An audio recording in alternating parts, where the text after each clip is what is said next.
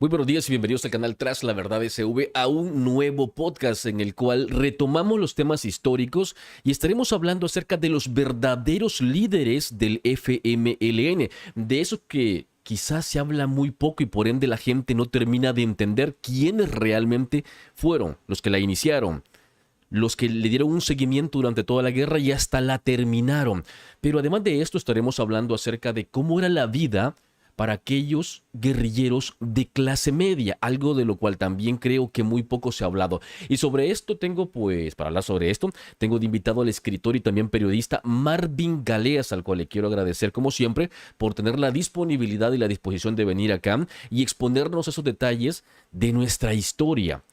Marvin, muchas gracias. Perdón, bueno, gracias, Caos, nuevamente.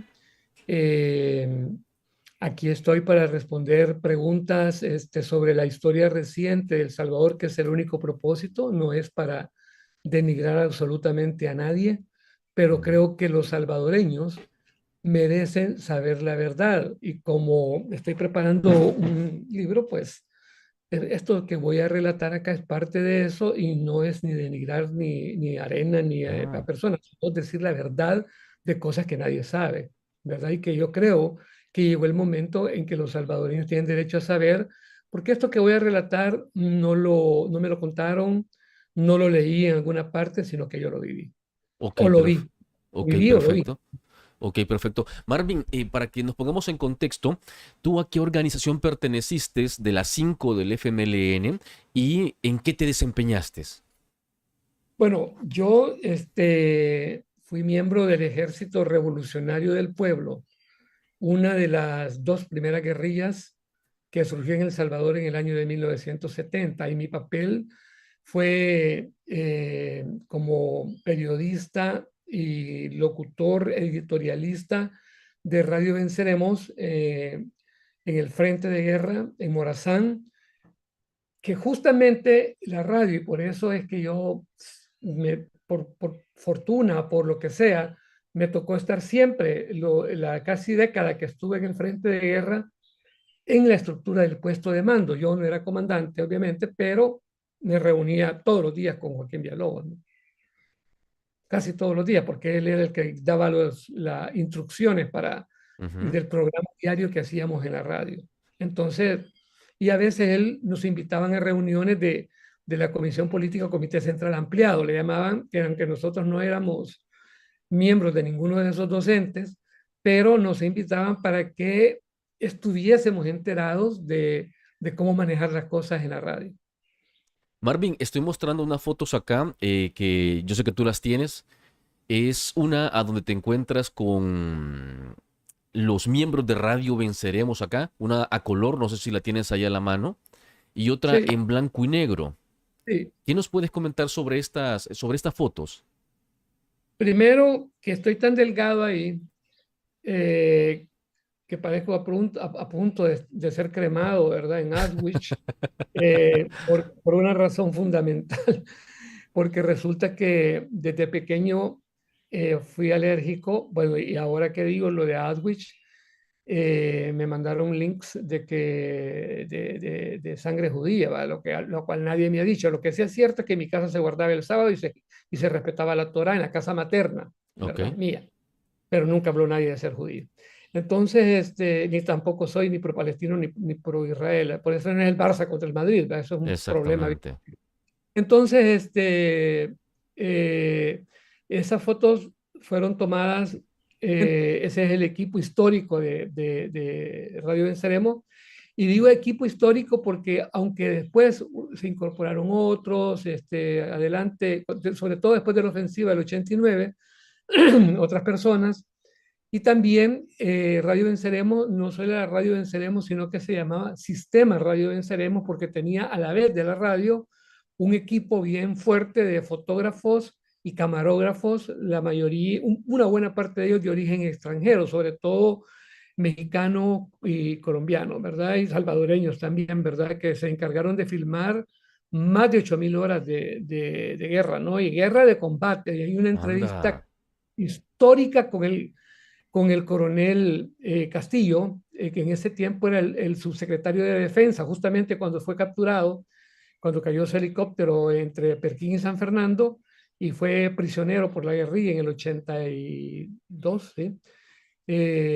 Finales del 82, sí, el 82 y luego canjeado el 83, ¿verdad? Entonces,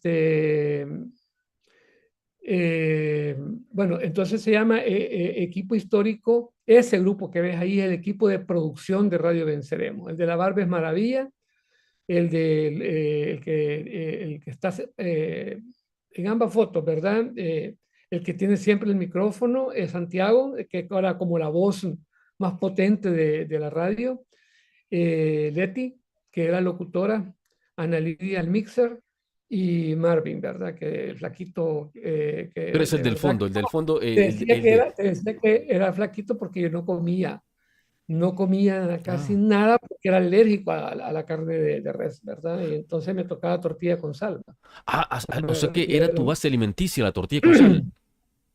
lo que pasa es que cuando, durante una etapa de la guerra, porque la guerra fue Claro. cambiando mucho todo, la táctica del ejército y nuestras tácticas también, no fue igual siempre. Hablo de la guerra que empezó en los 80 porque la guerra empezó en los 70 en realidad, este es otro dato bien importante, pero eso lo hablamos después.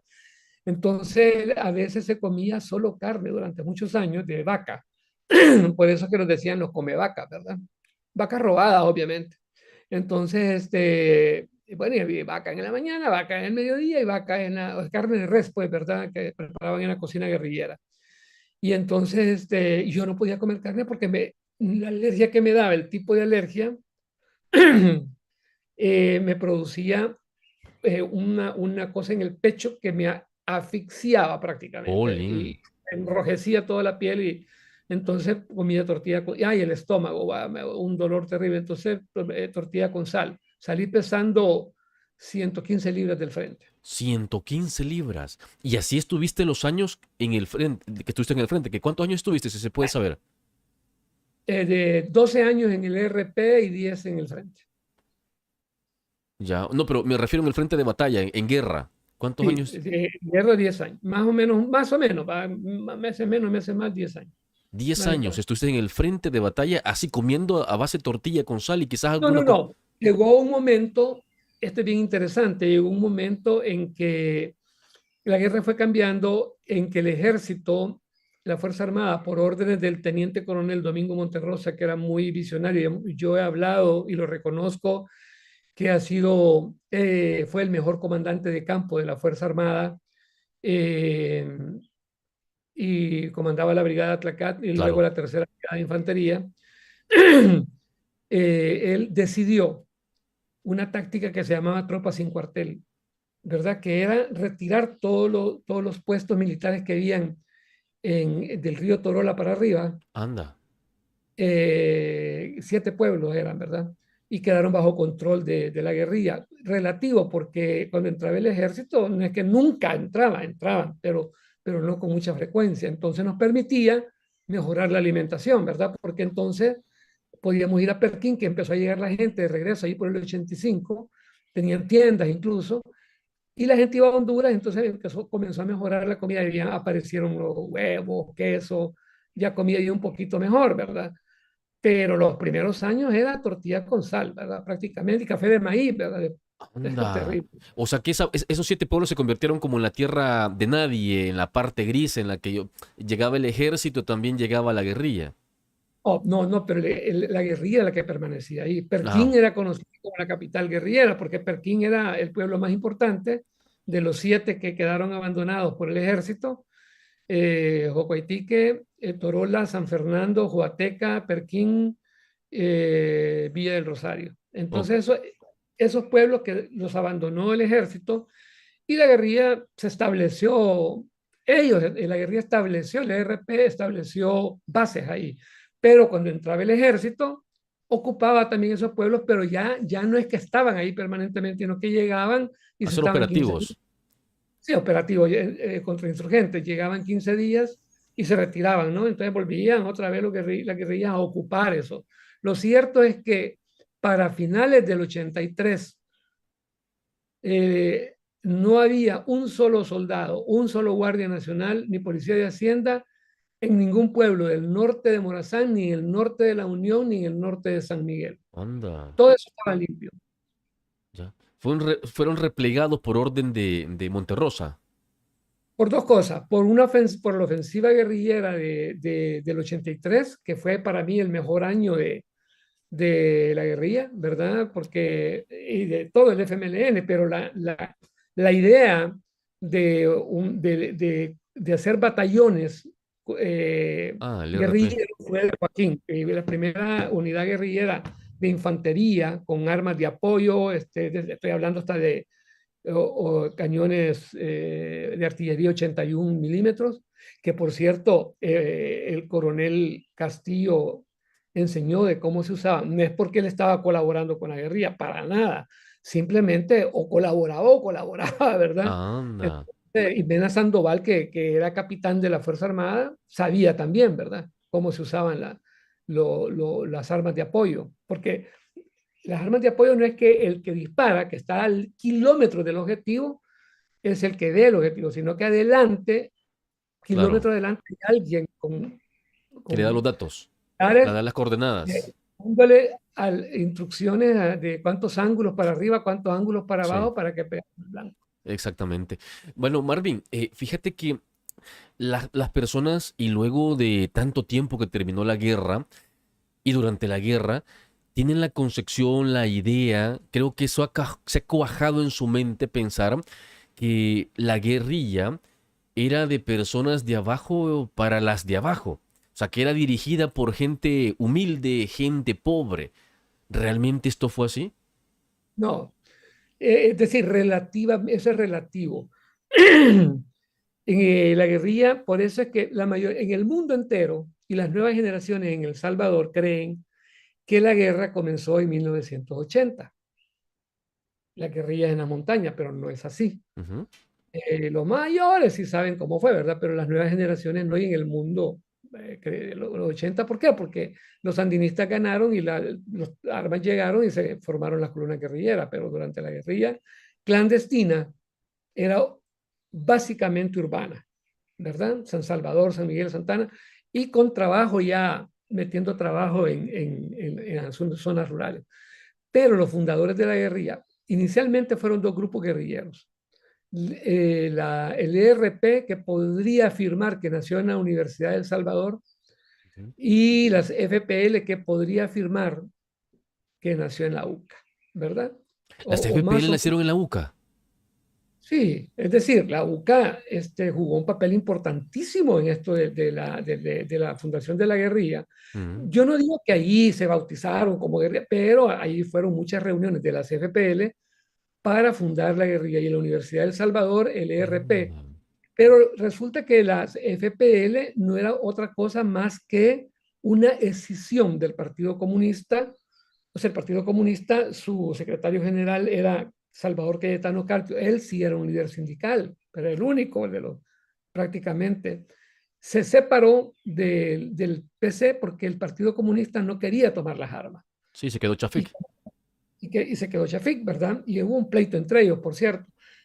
Y el PC se quedó como organización no armada hasta 1979. Entonces, en el 70, los fundadores de la guerrilla, y sobre todo el ERP, eran muchachos de clase media provenientes del Liceo Salvadoreño, un grupo de ellos, y en el caso de las muchachas, pues de la Sagrada Familia, del Sagrado Corazón. ¿Te imaginas cuánto valían esos colegios? Sí, Antes eran los colegios caros. eran los Hoy Popov. mucha gente tiene acceso a esos colegios, pero en aquella época iban, porque la escuela americana solo admitía estadounidenses o hijos de estadounidenses residentes No, para en aquel el tiempo es que solo ir a la escuela ya era una gran cosa. E ir a esa es otro nivel totalmente. que no te admitía cualquiera en la escuela americana, ¿verdad? Aunque tuviera el dinero que tú, pero después sí, ¿verdad?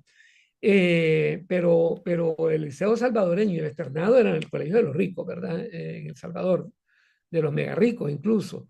Y después iban a estudiar a Estados Unidos, ¿verdad? Entonces, eh, ejemplos. Joaquín, Liceo. Sebastián Rivas Mira, Liceo. fue primer bachiller de la República en 1966. Rafael Arce Sabla Liceo, hijo de un coronel, del coronel Arce. No me acuerdo cómo el nombre de pila de Rafael, sí, se llamaba Rafael también, yo creo que sí. Rafael Arce Sabla, primer bachiller de la República. Ana Sonia Medina de la Sagrada Familia y Anesa Burjapún de la Sagrada Familia, en la CFPL Felipe Peña Mendoza del Externado Ajá. San José. O sea, te estoy hablando de gente que podía costearse, las colegiaturas eran carísimas de esos colegios, ¿no?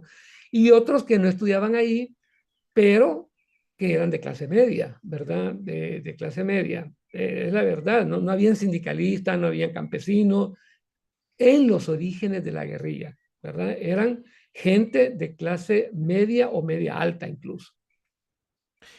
Marvin, voy a mostrar una imagen que tú me enviaste a donde se ven los rostros de unos que en aquel momento eran jóvenes, ¿verdad?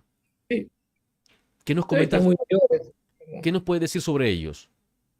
Te la voy a buscar acá porque la tengo en mi foto, ¿verdad? Sí, Para irte describiendo algunas cosas de esos que acababa de ocurrir, el secuestro de Ernesto Regalado Dueñas, que fue en 1971. Aquí está, ya lo tengo. Me imagino que esta es la imagen que estás mostrando, ¿verdad? a ver, sí, exactamente. Bueno, el primero que vemos, eh, Solarriaza, ¿verdad? Ese es su apellido, le decían el tierno sol, de una familia muy adinerada.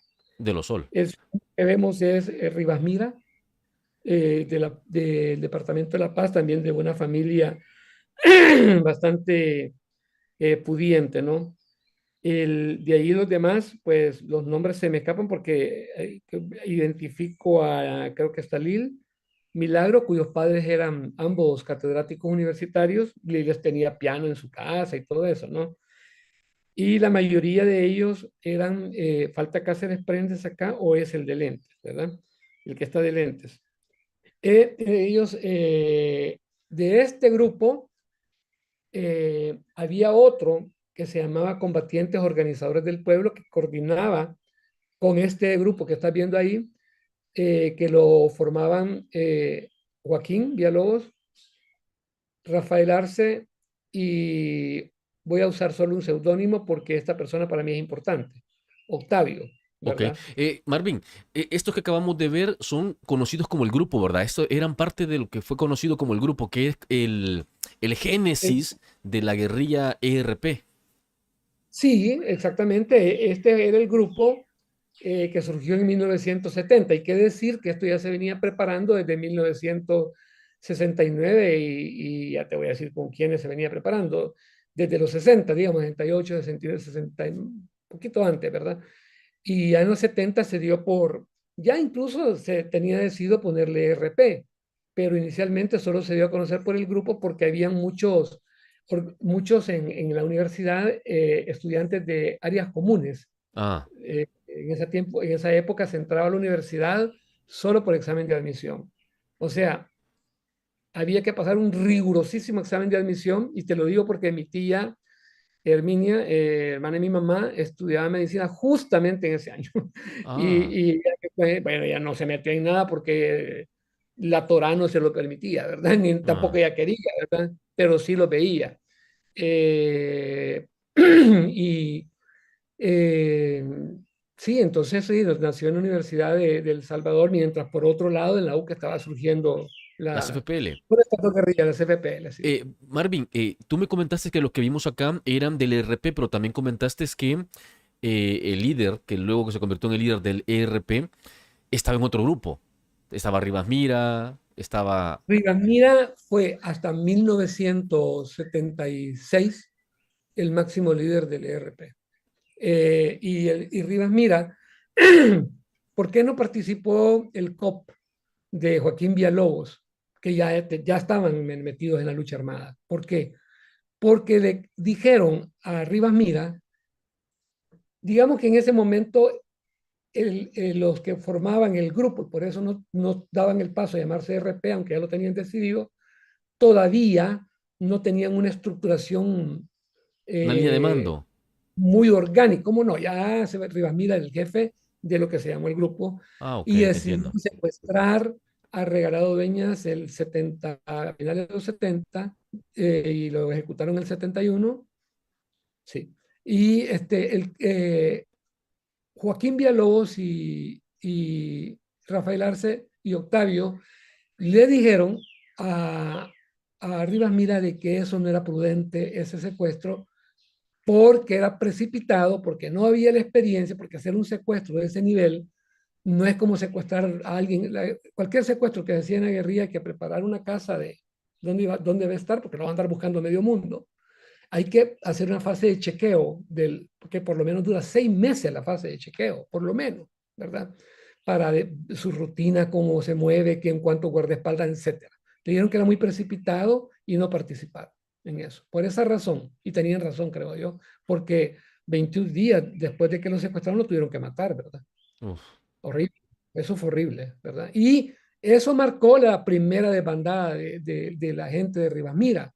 Estos que te mostré aquí, la mayoría se fueron. Y algunos los metieron presos y los sacaron porque eran hijos de rico, ¿verdad? Entonces sus padres, influyentes, abogaron por ellos y les dijeron, miren, que se vayan del país. Fue lo que les pidió el presidente Los o no sé quién. exiliaron. Y se exiliaron y nunca más volvieron al país, entiendo yo. Algunos ya murieron, ¿verdad? Pero Rivamira se quedó con algunos. Se quedó, por ejemplo, con Eduardo Sancho, Ah, sí, sí. que era de Cienfuegos, que era del grupo. Se quedó aquí. Lil Milagro, cuyo seudónimo era Miriam, también se quedó. Sonia Ramírez se quedó, pero se redujo su grupo inicial. De ahí que se desprende El Tierno Sol, bueno, Carlos Mengíbar, que jugó un papel importante también, creo que es uno de los que aparece ahí también en la fotografía.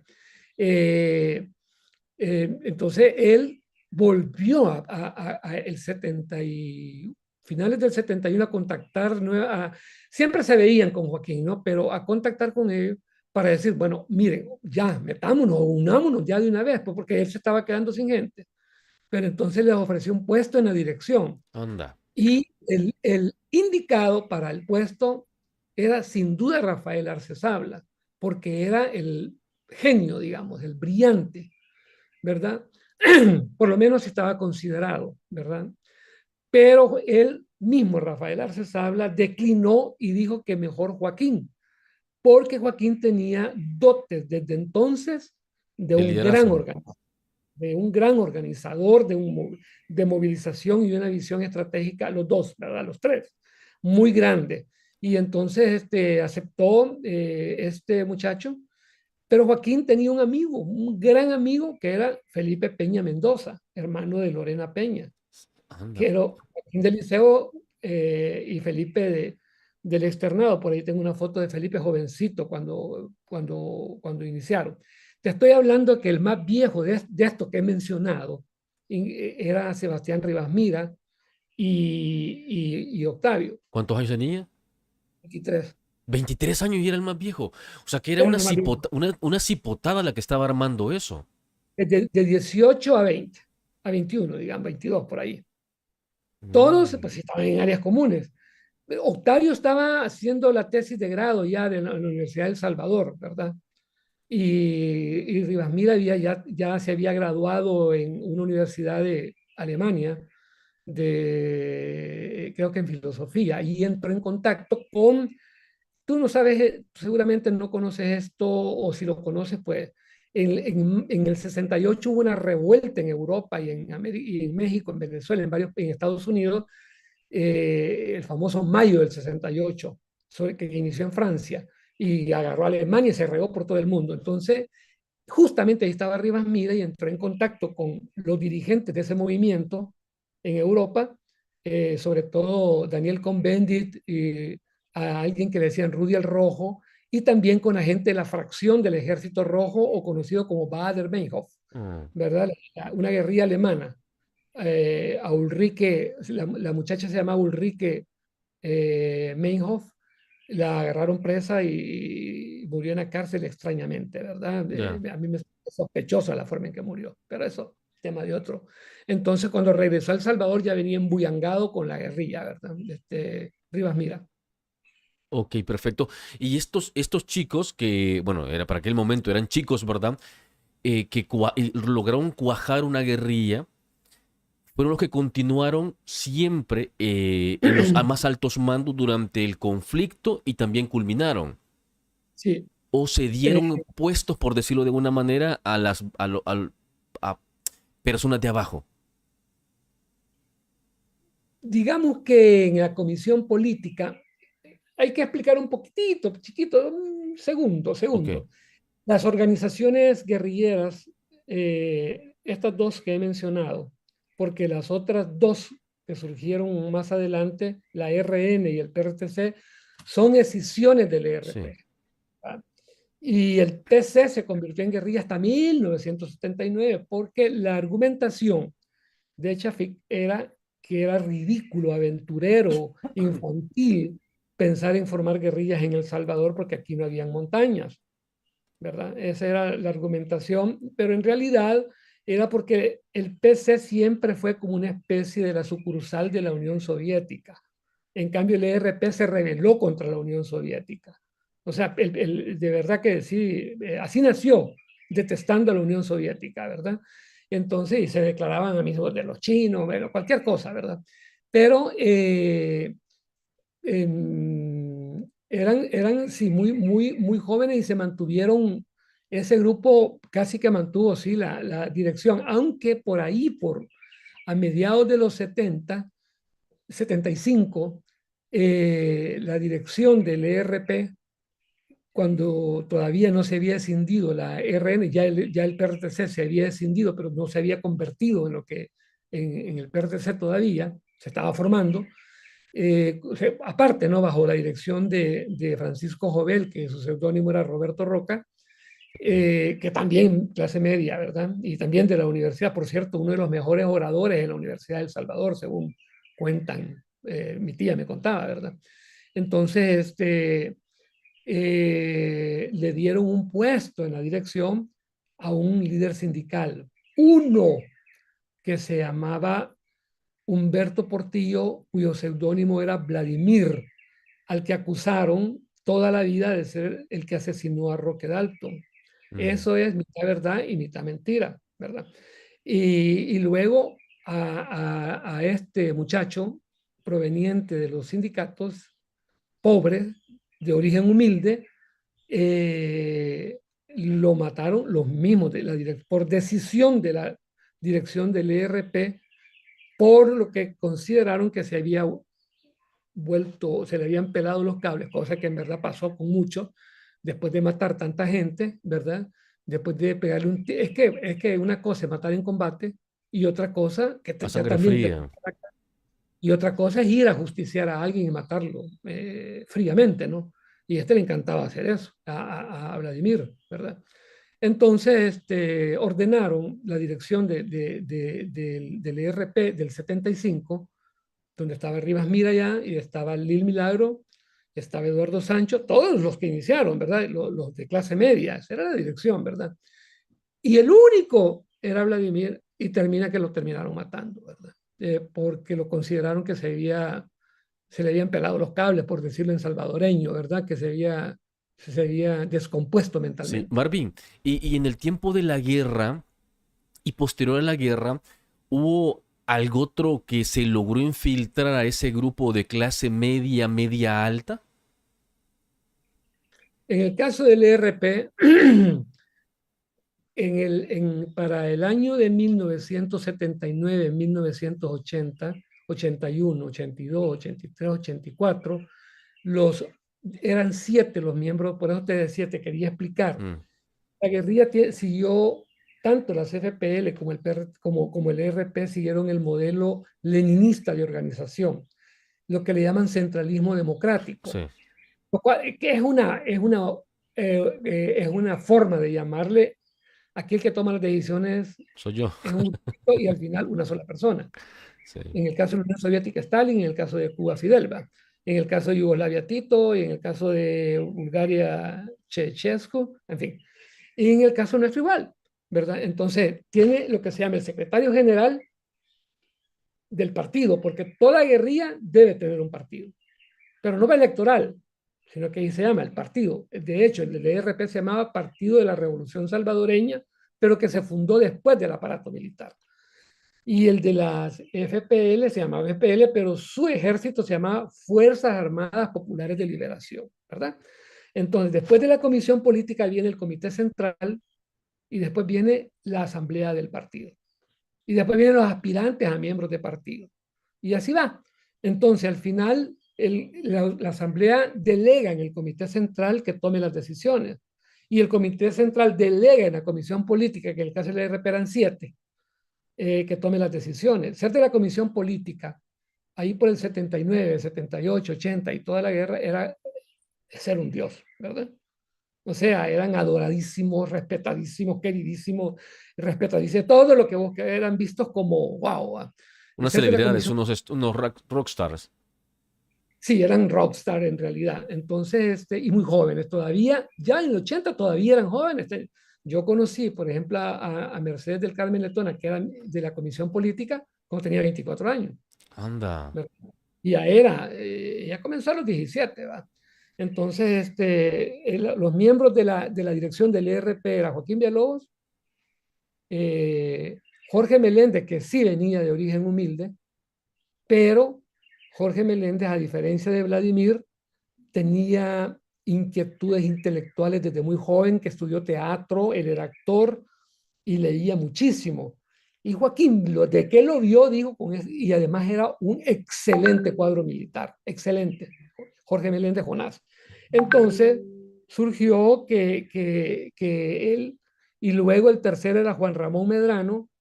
Te estoy diciendo más o menos cómo iba la jerarquía, Juan Ramón en la comisión política, Juan Ramón Medrano, que era profesor de filosofía en San Miguel. O sea, no te estoy hablando de un sindicalista, ¿verdad? Y luego venía Claudio Rabindranath Armijo, hijo del poeta famosísimo Roberto Armijo, que vivió en París mucho tiempo, amigo de Pablo Neruda y todos ellos. Claudio Armijo era de los más jóvenes de ellos. Él sí se graduó en el Instituto Nacional, pero lejos estaba de ser un sindicalista o estudió en el Instituto Nacional porque en aquel momento entrar al Instituto Nacional no era por pobre, era porque, porque tenías que hacer ese examen de admisión que solo lo pasaban los más inteligentes. Entonces era un orgullo graduarse en el Instituto Nacional, era un honor. Entonces de ahí estaba Claudio Rabindranath, que era quizá el más joven de todos. Después habían las tres chicas, ¿no? Que era Ana Sonia Medina, que de la Sagrada Familia, Mercedes del Carmen Letona, bachillerato en artes, y muy niña, ¿no? Muy cipota cuando entró, ¿verdad?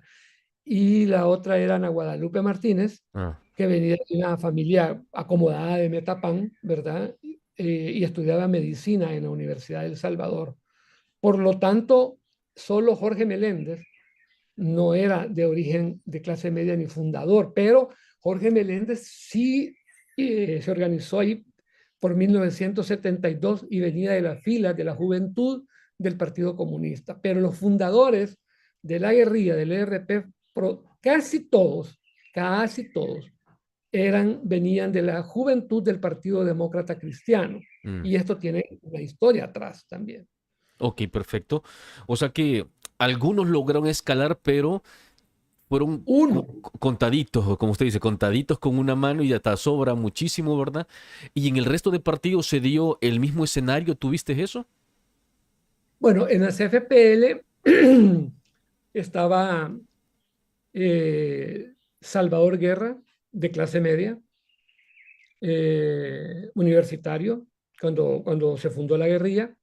Estaba Jesús Cardenal, ya en la época de la guerra, clase media alta, diría yo, ¿verdad? Sobrino de Violeta Chamorro, primo de Luis Cardenal. Era sacerdote y renunció a eso para ser miembro de para ser guerrillero y después miembro de la comisión política de la CFPL. Dimas Rodríguez, digamos que era profesor cuando lo fundó, y Felipe Peña también no, pero Felipe ya había muerto, ¿no? Lo mataron en los 70. En la RN, pues Fermán, que era el jefe del externado, ¿verdad? Claro. Y la RN tiene una historia un poco enredada también, ¿verdad? Porque en la dirección hasta tuvieron un infiltrado de la policía de Hacienda Sí, casi toda, sí, sí, ¿verdad? sí.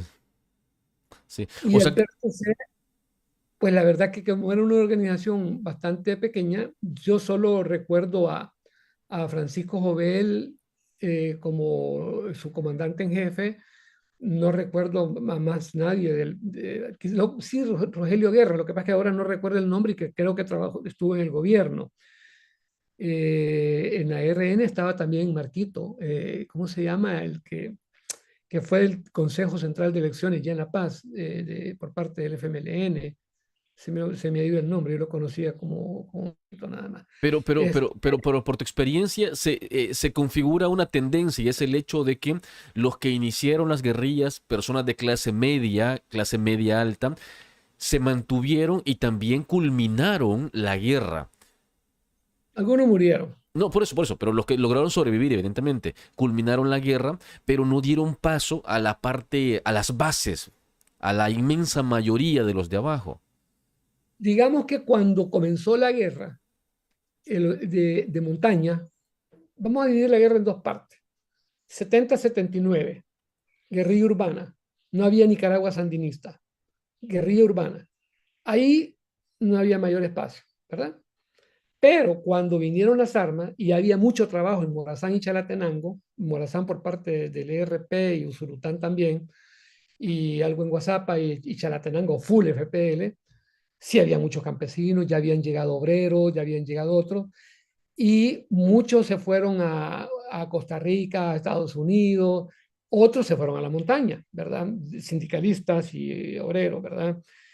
Lo que ellos sí asumieron fue jefaturas de comandantes, pero de columnas guerrilleras, y unos que otros del Comité Central, ¿verdad?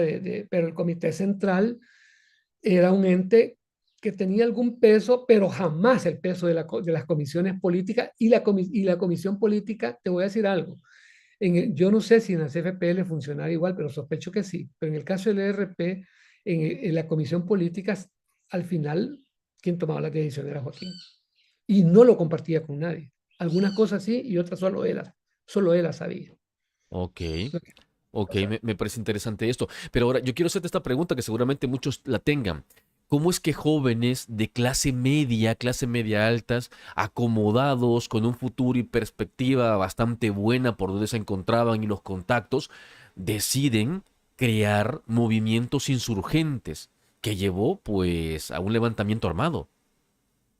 Bueno, eh, en primer lugar, estos jóvenes vivieron en un contexto, no en los 80 no en los 90 sino que en los 60 y 70. ¿Qué Ujú. estaba pasando en esa época? Es bien importante esto. Estaba la guerra de Vietnam en su pleno apogeo y había en todas las universidades públicas y en algunas privadas de toda América Latina un sentimiento antiestadounidense o como le llamaban ellos anti-yanqui. Era Mm. común ver en la Universidad de Lima, Universidad de Chile, cualquiera que me digas, estudiantes universitarios quemando banderas estadounidenses por la guerra de Vietnam. Y se pegó mucho la cuestión del imperialismo yanqui. Entonces, en Estados Unidos hubo una respuesta por ahí algunos locos quisieron hacer un grupo armado donde se metió la Patricia Hearst, que era mega millonaria, ¿verdad? Y que asaltó un banco y después, bueno, pues esa es otra historia. Pero la respuesta masiva de los jóvenes estadounidenses al consumismo y a la guerra de Vietnam fue hippies, un movimiento contracultural Peace and Love, ¿verdad? Estados Unidos. En Italia surgieron las Brigadas Rojas o las Brigate Rosse, ¿verdad? Como le llamaban, guerrilla. Una guerrilla no duró mucho. En Alemania la fracción del Ejército Rojo, ¿verdad? Guerrilla, que tampoco duró mucho. Y en América Latina, después de que Cuba triunfó, hubo un entusiasmo por lo que estaba pasando en Cuba y las maravillas que se contaban de Cuba. No había internet, no había nada.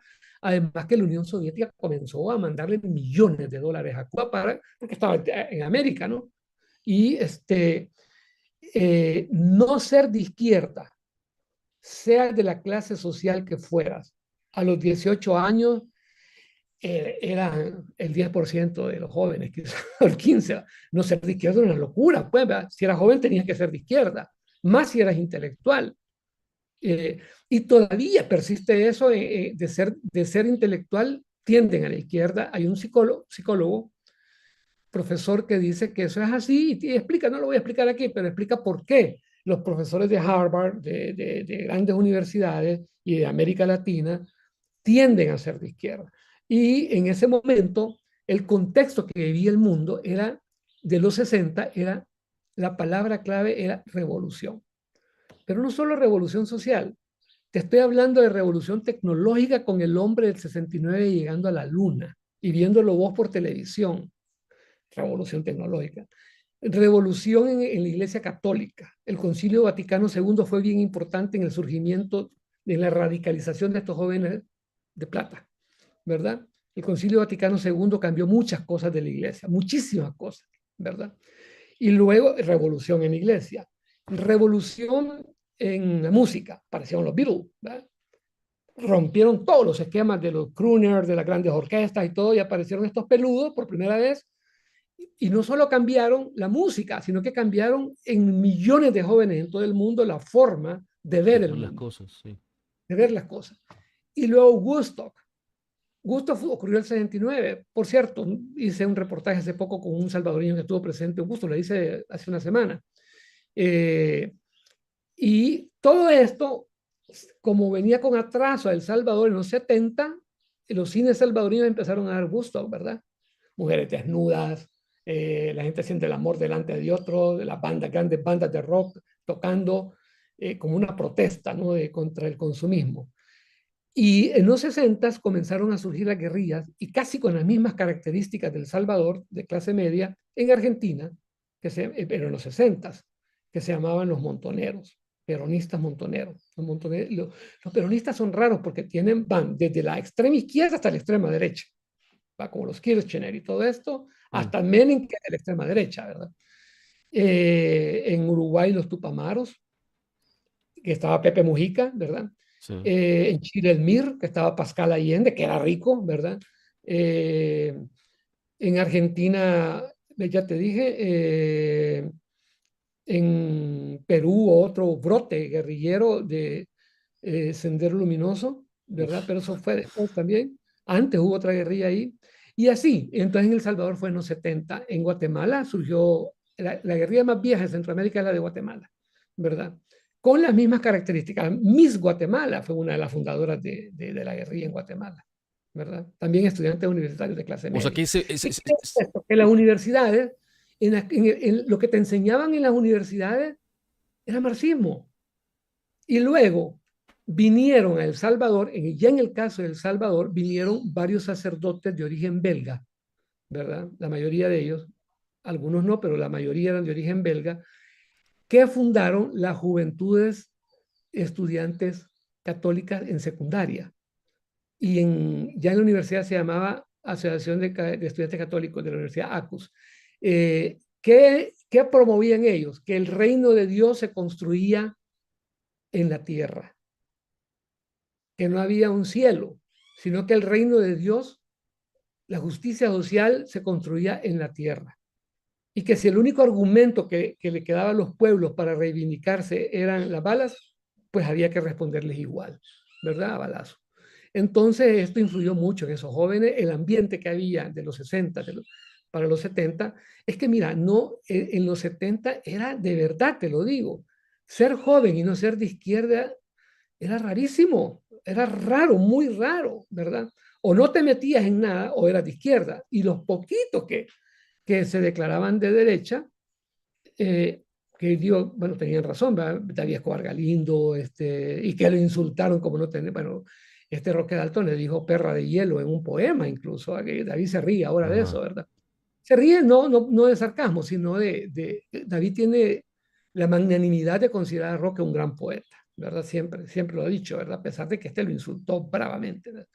Entonces, el ambiente que había de protesta contra el imperialismo yanqui, más la prédica constante de católica, ¿verdad? De los púlpitos católicos, más la constante cátedras universitarias desde las universidades La tormenta en estos perfecta. muchachos, entonces era la bomba. Entonces eso no se lo daban a los sindicalistas, ¿no? Ese acceso no lo tenían los sindicalistas porque, heck, eran los estudiantes del liceo, los estudiantes del externado, los estudiantes de la Sagrada Familia, las hermanas oblatas y todo eso, pues, ¿verdad? Entonces, Anda. esa es una explicación de por qué esta gente de ese dinero, que Evelyn Jacir de Lobo, ella estudiaba también en uno de estos colegios que acabo de mencionar, ella era de la CFPL, ¿verdad?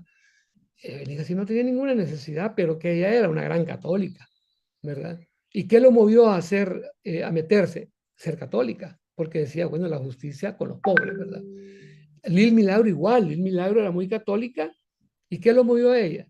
A Lil. Si vos lees las cartas de Lil Milagro, a los 19, 20 años, a su papá, que era del Partido Demócrata Cristiano también, y Lil de la Juventud, cuando decide clandestinizarse y fundar la guerrilla ella junto a Rivamira, las cartas son increíblemente inteligentes y con unos planteamientos para una muchacha de 19 años que yo no he visto a nadie ahora, a los 19 años, escribiendo de esa forma, ¿verdad? Yo les he leído esas cartas y me dejan asombrado, o los análisis de Rafael Arce que pueden estar equivocados o lo que sea, pero en aquel momento, a los 20 años, escribir ese tipo de cosas Y en el y contexto tenía retar fundamento. a la oligarquía, a la Fuerza Armada, imagínate vos, y a los gringos, en cierta manera, pues había que estar un poco radicalizado para eso, ¿no? Bueno, ya nos has configurado una idea muy clara, creo yo, de lo que era lo que vivían los jóvenes en aquel momento, que llevó a los de clase media, con estudios medios o avanzados, a decidir, pues, optar por esta medida. Además que era como una especie de moda, una tendencia, algo que te tenía, te veías Bueno, era una moda, arrastrado. era una tendencia, Una una tendencia. moda muy pasajera, era Una tendencia, ¿verdad? realmente, y Perfecto. una tendencia que acabó cuando se derrumbó todo, ¿verdad? Marvin, pero eran jóvenes de clase media. Tenían padres, hermanos, amigos.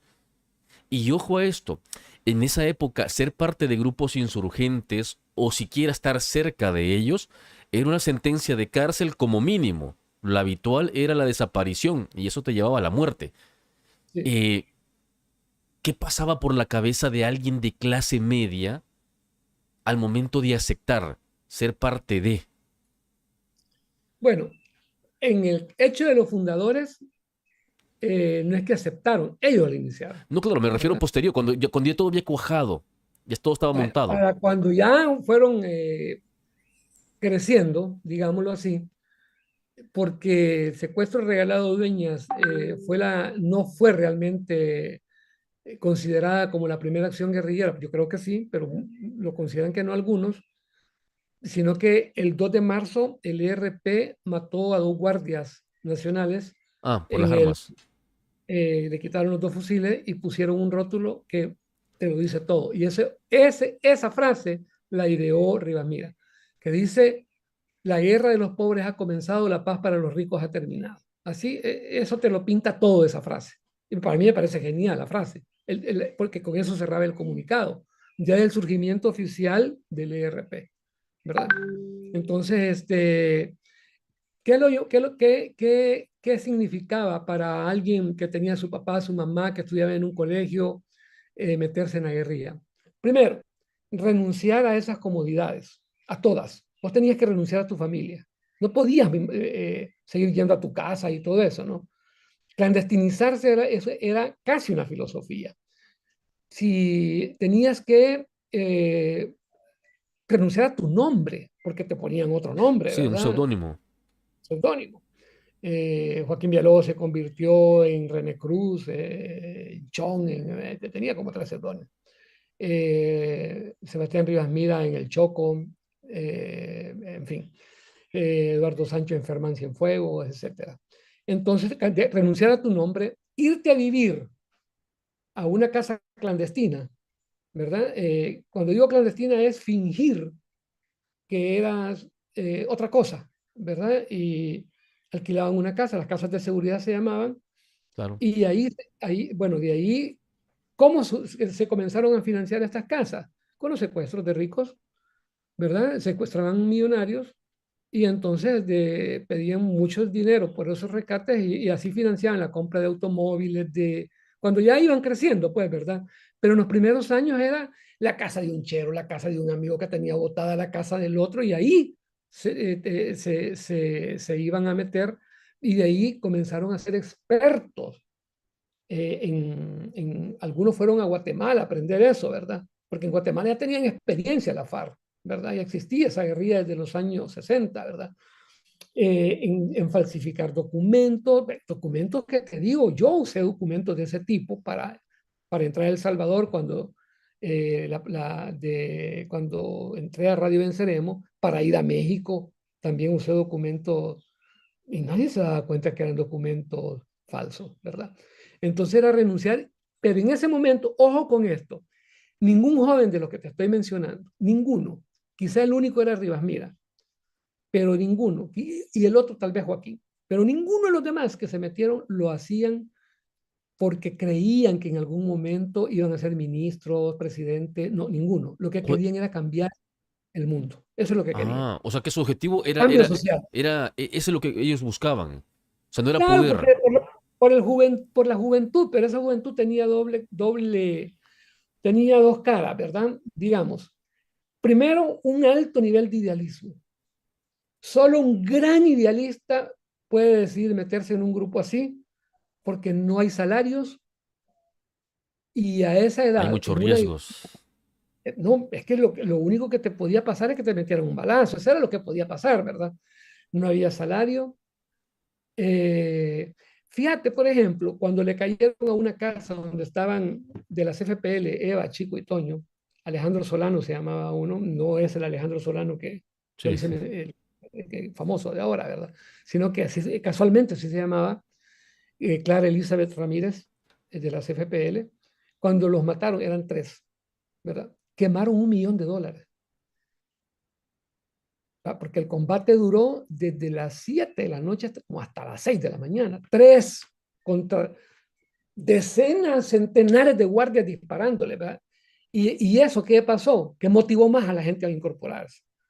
Igual que en Nicaragua, cuando unos 4 muchachos resistieron a la guardia y cometió el error Somoza de filmarlo en vivo, ahí estaba el poeta Leonel Rugama, y cuando le dijo, y eso salió en televisión en Nicaragua, le dijo rendite, le dijo el megáfono, el oficial de la guardia, y la respuesta que gritó el otro y se oyó en todo Nicaragua fue que se rinda tu madre, y se volvió un grito de guerra en Nicaragua, que se rinda tu madre. Entonces ese era el ambiente que había en esa época, esa era la parte idealista, que te creías un santo prácticamente, porque el mismo Leonel Rugame en Nicaragua decía, vamos a vivir como los santos, ¿verdad? Y en El Salvador Roque Dalton decía, lo único puro que va quedando en la humanidad son las guerrillas, decía. Esa era la parte idealista. Pero la otra parte era cuando aprendieron a matar, porque había que aprender a matar, ¿verdad? Mira, es, es más fácil aceptar que te vas a morir que matar a otro. Es mucho más complicado la decisión. Aquí te puedes morir, ¿va? Y si te vas a morir porque nosotros te vamos a matar, ¿verdad? Para empezar, ¿va? O sea, no puedes desertarte, porque un desertor, la pena es pena de muerte, ¿verdad? En aquella época, en la guerrilla, bueno, en todas las épocas. Eh, entonces, pero después que te decían, vaya, te toca ir a matar a fulano. Eso fue lo más duro que pasaron casi todos los que de clase media que se metieron cuando comenzaron a matar. A mí me contó Joaquín en Morazán, ya años después, ¿verdad? Cuando le tocó el primero. Iban en un taxi, le estaban cayendo a una casa de seguridad de la CFPL, pero a la par casi estaban ellos y no sabían, ¿verdad? Entonces creyeron que, era que a la casa de ellos le iban a caer. Eh, Creo que la colonia Laico. Entonces, cuando salieron como pudieron llevándose unos documentos y abordaron un taxi, pero ya los habían ubicado la policía política de El Salvador que se vestía de civil, no se vestía de Claro, uniforme, la ¿verdad? secreta. Entonces, Octavio, que tenía un ojo para eso, dijo, esos son policías. Cuando le montaron al taxi, vieron dos que estaban en la otra acera y dos que estaban enfrente dijeron, esos son policías.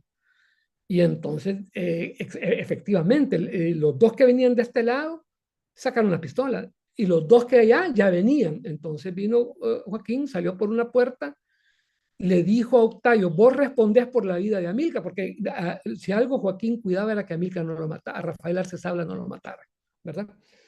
Entonces Joaquín le disparó a uno de los dos, ¿verdad? Y dio a uno y mató al otro. Y Octavio mató a los otros dos, ¿verdad? Entonces, y luego, te imaginas el pobre taxista, Sí, ¿va? sí, sí, jolín. Entonces, viendo eso, entonces dejaron el taxi, pero se fueron corriendo, ¿verdad? Metieron por veredas, por donde fuera, a dar a la casa de un gran amigo de Joaquín, de un gran amigo de Joaquín, que era un ejecutivo de una empresa, y le digo, brother, desde chiquitos eran amigos, brother, dame posada, ¿verdad? Y este amigo le dijo, sí, hombre, pero ¿qué pasó, verdad? No sabía nada. Y le contó esto. ¡Ah! Dijo el otro, ¿verdad? Y ese que le contó también se metió en la guerrilla también. Se hizo parte. Renunció a ser ejecutivo, renunció a todo, pero te estoy hablando todavía de gente muy joven, ¿verdad? Jolín, por lo que me estás comentando, Marvin. Entonces, cuando aprendieron a matar, Vale, vale, sigue. primero, se siente feo. Me han contado a mí los que les tocó, ¿verdad? Porque a mí, afortunadamente, nunca me dieron esa orden, ¿verdad? Eh, Y si no cumplía, el muerto podía ser vos, ¿verdad? El que le daban la orden. Había que cumplir esa orden. Porque para sobrevivir en la ciudad, con todo el ejército rodeándote en casa, en todo, había que tener una disciplina muy fuerte. Había que obedecer sí o sí a tu jefe. Y los jefes eran los de clase media, ¿verdad? Entonces, el primero, una muchacha que también llegó a ser del Comité Central, nunca de la Comisión Política, me contó que el primero se siente horrible y la duda de si lo maté o no lo maté, ¿va? Si le pegué bien o no le pegué. Y la segunda ya menos, el tercero ya menos, el cuarto ya menos. Y así vas, y así va. Ya para el 75, las matanzas que hubo entre estos jóvenes todavía, 24, 25 años todavía, 75, me dijo uno de ellos que hasta con cuerdas de guitarra se mataban entre ellos mismos, porque a la RN, la orden de la RN se escindió el 1 de mayo de 1975 del ERP, el 1 de mayo, por lo de Roque Dalton, porque Roque fue capturado en abril de ese año. Roque estaba formando casi que otro grupo dentro del ERP y eso no, para nada que le gustó a Rivas Mira, ¿no? Y entonces la orden de Rivas Mira y la dirección del ERP, habían docentes en ese momento, que no había partido, pero habían docentes, que era la dirección nacional y el Estado Mayor. El Estado Mayor era full militar y la dirección nacional, porque Sebastián no participaba nunca en acciones militares, el mero jefe, ¿verdad? Y siempre vivía en escalón. Ahora lo sé, ¿verdad? En aquel momento, pero ahora lo sé, porque quien me está contando todo esto del surgimiento de la guerrilla. El escalón y los mejores carros, ¿verdad? Pero tomaba whisky, ¿verdad? Y Joaquín lo vio una vez haciendo eso. Desde entonces Joaquín dijo, no, este hombre no. Pero Joaquín fue bien inteligente, no le dijo nada en ese momento, pero no le gustó para nada que no podías tomar licor en ese momento. ¿Por qué? Pero, y la mujer de Sebastián Rivas Mira era otra rica. Se llamaba de apellido Ana María Meardi, creo. Le decían Gertrudis, una chelita bien bonita. Y era también de la fundadora del ERP. Ya murieron los dos, ¿verdad? Bueno, por lo que me estás contando, Marvin, realmente meterse a esto no era nada fácil porque tenías que despojarte técnicamente de todo Oh, y dedicarte de lleno y hacer lo que se te ordenase o lo que tenías que hacer para poder mantener la organización o mantenerte con vida. Pero en tu caso, cuando decidiste ingresar a la guerrilla, ¿qué fue lo más difícil? Porque nos estás contando que dejaste familia, bueno, se solía dejar familia, se solía dejar los estudios, todo, irte a la clandestinidad como tú lo comentas. En tu caso, ¿qué habían fue, dos qué, qué- vías, qué- qué fue lo más difícil? habían dos vías bien importantes en ese contexto de los 70. A ver. La Iglesia Católica, de la rama de la teología de la liberación, ¿verdad? Que comenzó a popularizarse en El Salvador bastante, y eso provocó, yo recuerdo que en aquella época, cuando yo estudiaba, el 90% de los salvadoreños se declaraba católico y solo el 10% se declaraba de Cristiano. otras denominaciones, ¿verdad? No, cristianos son todos, ¿verdad? Pero católicos y evangélicos, esa es la división más Ah, exacta. En este momento, mitad y mitad. Y eso tiene una explicación, porque cuando comenzaron a oír las prédicas de Monseñor Romero, que no era miembro de la teología de la liberación, pero eh, Federico Hernández Aguilar, a quien yo aprecio mucho, ¿verdad? Y que siempre fue de derecha. Bueno, yo lo conocí, yo ya era mayor cuando yo conocí a Federico, él tenía 26 apenas. Federico Hernández Aguilar se dedicó, él era ateo y se convirtió al Opus Dei, yo no sé qué cosa. Entonces se dedicó a probar de que Monseñor Romero era conservador y que él no se había metido. Mentira. Monseñor Romero, de hecho, nunca agarró un arma, ni mató a nadie, ni era organizado con nadie, pero que se reunió con todos los grupos guerrilleros, sí. Que los animó a hacer la lucha, sí. a ver, ¿Verdad? Eso esto, sí. esto es importante. Monseñor Romero sí se reunió entonces con líderes de las guerrillas, con las cinco, y los animó Y, a continuar con la guerra. así es, así Anda. es. O sea, pero estas reuniones eran entre él y Joaquín, ¿verdad? Entre él y Sí, los de los la máximos CGT. líderes, las Sí, cúpulas. entonces la conversión de él él era bien conservador, de hecho lo era, porque él no mentía en esa cosa, ¿no? Y por eso, ¿no? Rivera y Dama fue el que al final la conferencia episcopal eligió porque Monseñor Romero era más conservador que Rivera y Dama. Fue Monseñor Romero y hasta se alegraron de que había llegado un conservador, pero cuando mataron a Rutilio Grande, sacerdote jesuita que van a canonizar, y Rutilio sí andaba organizando lo que después se llamó Federación de Campesinos, FECAS, UTC, Mm, que lo mataron. Entonces allí Monseñor Romero comenzó a decir, esto es injusto, lo que está haciendo el gobierno. Y fue su divorcio con el gobierno primero, y luego apoyar lo que él llamaba la lucha del pueblo, las organizaciones populares, el FAPU, todas estas que estaban ligadas a la guerrilla de una u otra forma. Y entonces él sí tuvo reuniones con Joaquín, con dirigentes de todas las organizaciones, ¿verdad? No sé si con la gente del Partido Comunista, pero sí con las otras guerrillas, sí. ok. Y él los animaba a luchar por lo que él creía que era justo. Yo no estoy condenando a Monseñor Romero, para nada. Estoy simplemente contando la historia tal como es, pues, ¿verdad? Lo que tú viste y Y viviste. pues sí, entonces sí, me contaron hasta el diálogo que Luisa tuvo, digamos, Mercedes Letona tuvo con Monseñor Romero cuando lo fue a visitar, ya es comandante guerrillera ella, de la máxima dirección del ERP, y Monseñor Romero le dijo, ¿quiere tomar un cafecito? A Luisa, ¿verdad? Él ya sabía con quién estaba hablando, ¿verdad? No es que Luisa le dijo, mire, yo soy fulana, no, soy del ERP, pues. Entonces le dijo, ¿quieres tomar un cafecito? Y le dijo, ¿quiere? Y le voy a traer un pedacito de marquesote. A mí me encanta el marquesote, pero era bien modesto, monseñor, ¿verdad? Y, bueno, ese era Monseñor Romero. Ahora, es falso completamente que él haya usado uniforme de guerrilla. Eso es mentira. Que él haya militado en organización guerrillera, tampoco, nunca, jamás. Es más, lo que sí le pidió a la guerrilla es que se iban a combatir, pero que no hicieran eso de secuestrar civiles, ¿verdad? Por ejemplo, él se molestó mucho con el secuestro y el asesinato del canciller. Mm, Yo creo que era Monseñor Romero quien estaba ahí, del canciller Borgonovo.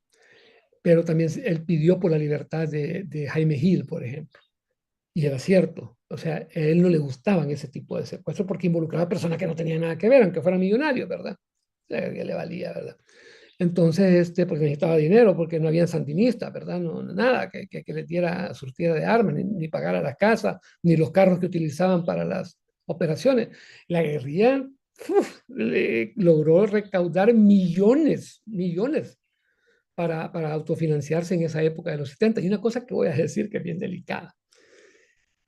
En el caso de la RN, no sé si en el RP, no, en el RP no pasó, pero en el caso de la RN, sé de fuentes bien fidedignas, que en mi libro lo voy a relatar, eh,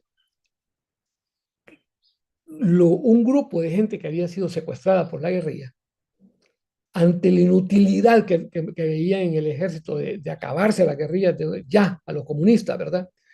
Ellos contrataron a un especialista en eso y era un exagente de la CIA, ¿verdad? Y él formó su grupo para investigarlo.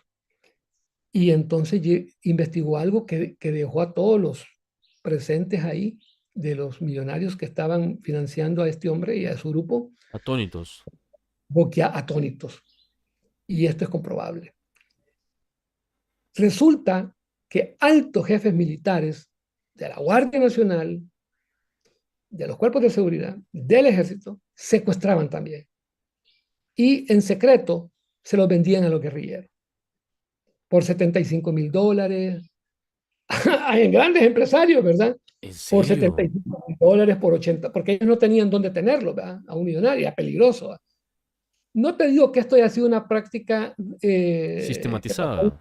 No, no, pero hubo varios casos de altos jefes militares, incluso con rango de generales, que secuestraron millonarios para vendérselos a la guerrilla por $75,000, $80,000, y la guerrilla después cobraba 2 millones, 3 millones, 4 millones, por ahí, ¿verdad?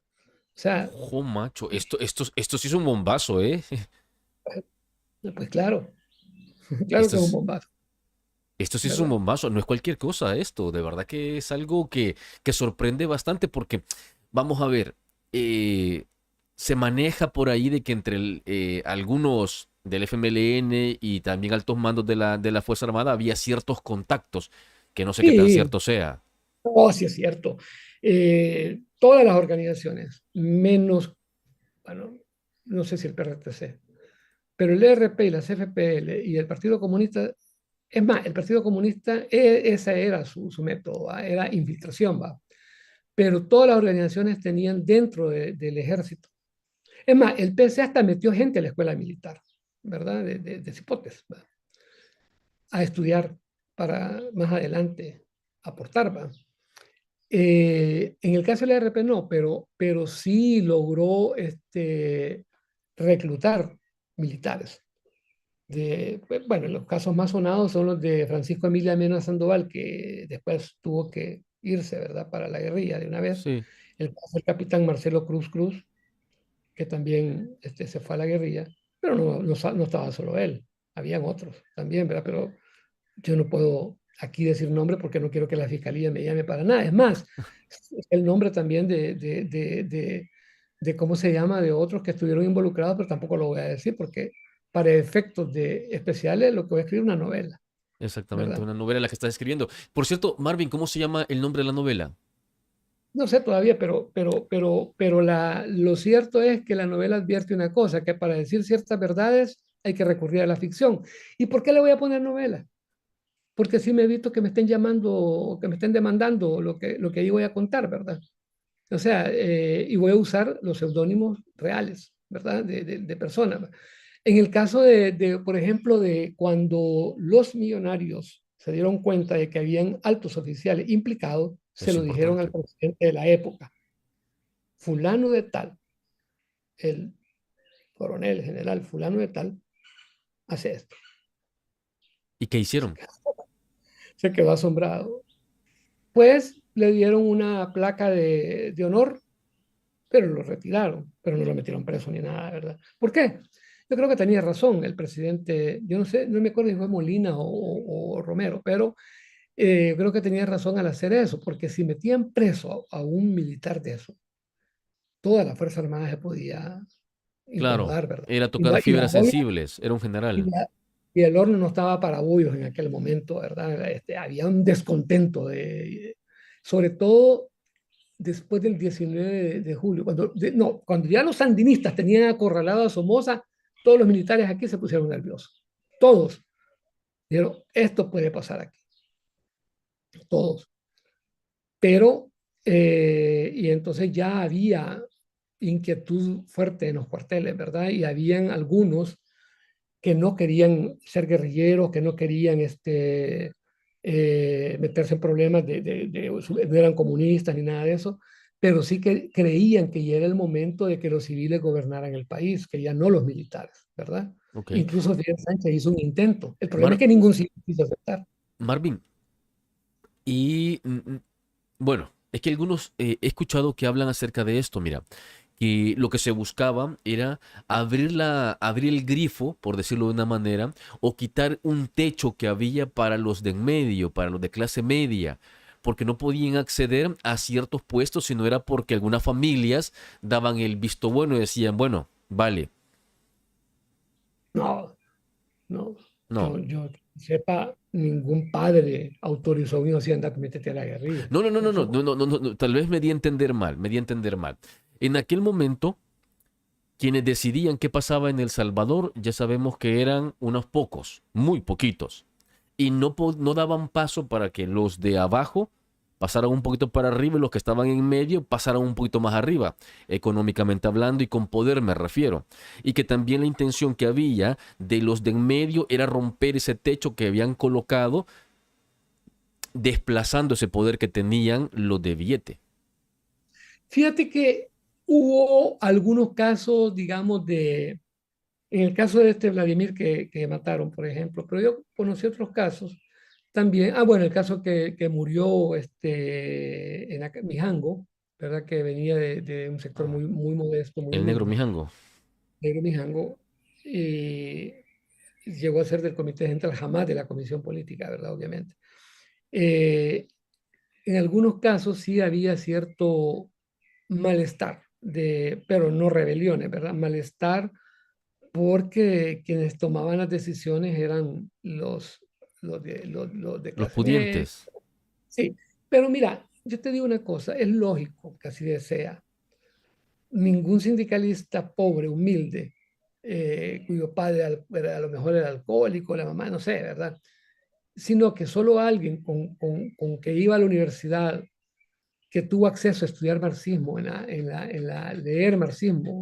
Farabundo Martí lo leía en francés el marxismo, ¿verdad? En 1930 y no sé cuánto. Eh, entonces, el fenómeno de que sean los burgueses los que terminen adueñándose de las revoluciones proletarias es universal, ¿verdad? Fidel Castro no era ningún pobre. Su papá era un hacendadísimo en Cuba y él mismo, El Che casi Guevara. todo. Bueno, el Che Guevara venía de la familia de la Serna, ¿no? Y él mismo era médico. El caso de Yugoslavia, de Ceausescu, del mismo Lenin, ¿verdad? Es que O sea, no, todos los que se han asentado realmente vienen de clase media o alta. Es que eso es cierto. excepto, digamos, los Ortega en Nicaragua, ¿verdad? Que tampoco vienen de sindicatos, ¿verdad? Son hijos de profesores, pero en medio ¿cómo se llama? Del grueso de los que, de la guerrilla sandinista, de comandantes, digamos así, altos, eran de clase media alta. Te estoy hablando de Claudia Chamorro, no la Claudia de ahorita, la viuda de Lacayo, sino de otra Claudia Chamorro, ¿verdad? Pero sobrina de... Los Chamorros son de la familia, si vos ves la historia de Nicaragua, y ves lista de presidente Chamorro, Zelaya, Chamorro, Zelaya, Chamorro, Zelaya, así van, los Ujú. chamorros son el caudillismo, ¿no?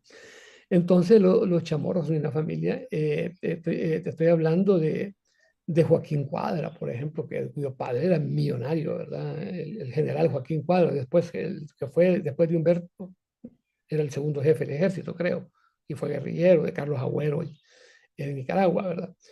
Nicaragua vive mucha gente de clase media alta, ¿verdad? Entonces, bueno, de la hija Marisol Castillo, ¿verdad? Cuyo padre fue asesinado por la guerrilla incluso, ¿verdad? Tenía mucho dinero. Y aquí también, pues ese era el fenómeno. Entonces, sí había como un pequeño, nunca hubo una rebelión de los de abajo, ¿verdad? Es más, Esa leyendo, parte me parece muy importante. Nunca hubo una rebelión de los de abajo. La rebelión no, real fue de los de en medio movilizando a los de abajo.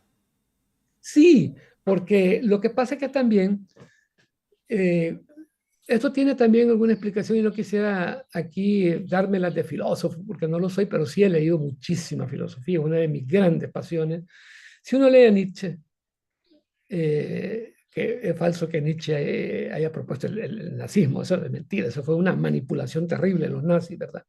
Pero si uno lee a Nietzsche, te empezás a dar cuenta que solo hay dos tipos de seres humanos, decía Nietzsche, ¿no? El amo y el esclavo, ¿verdad?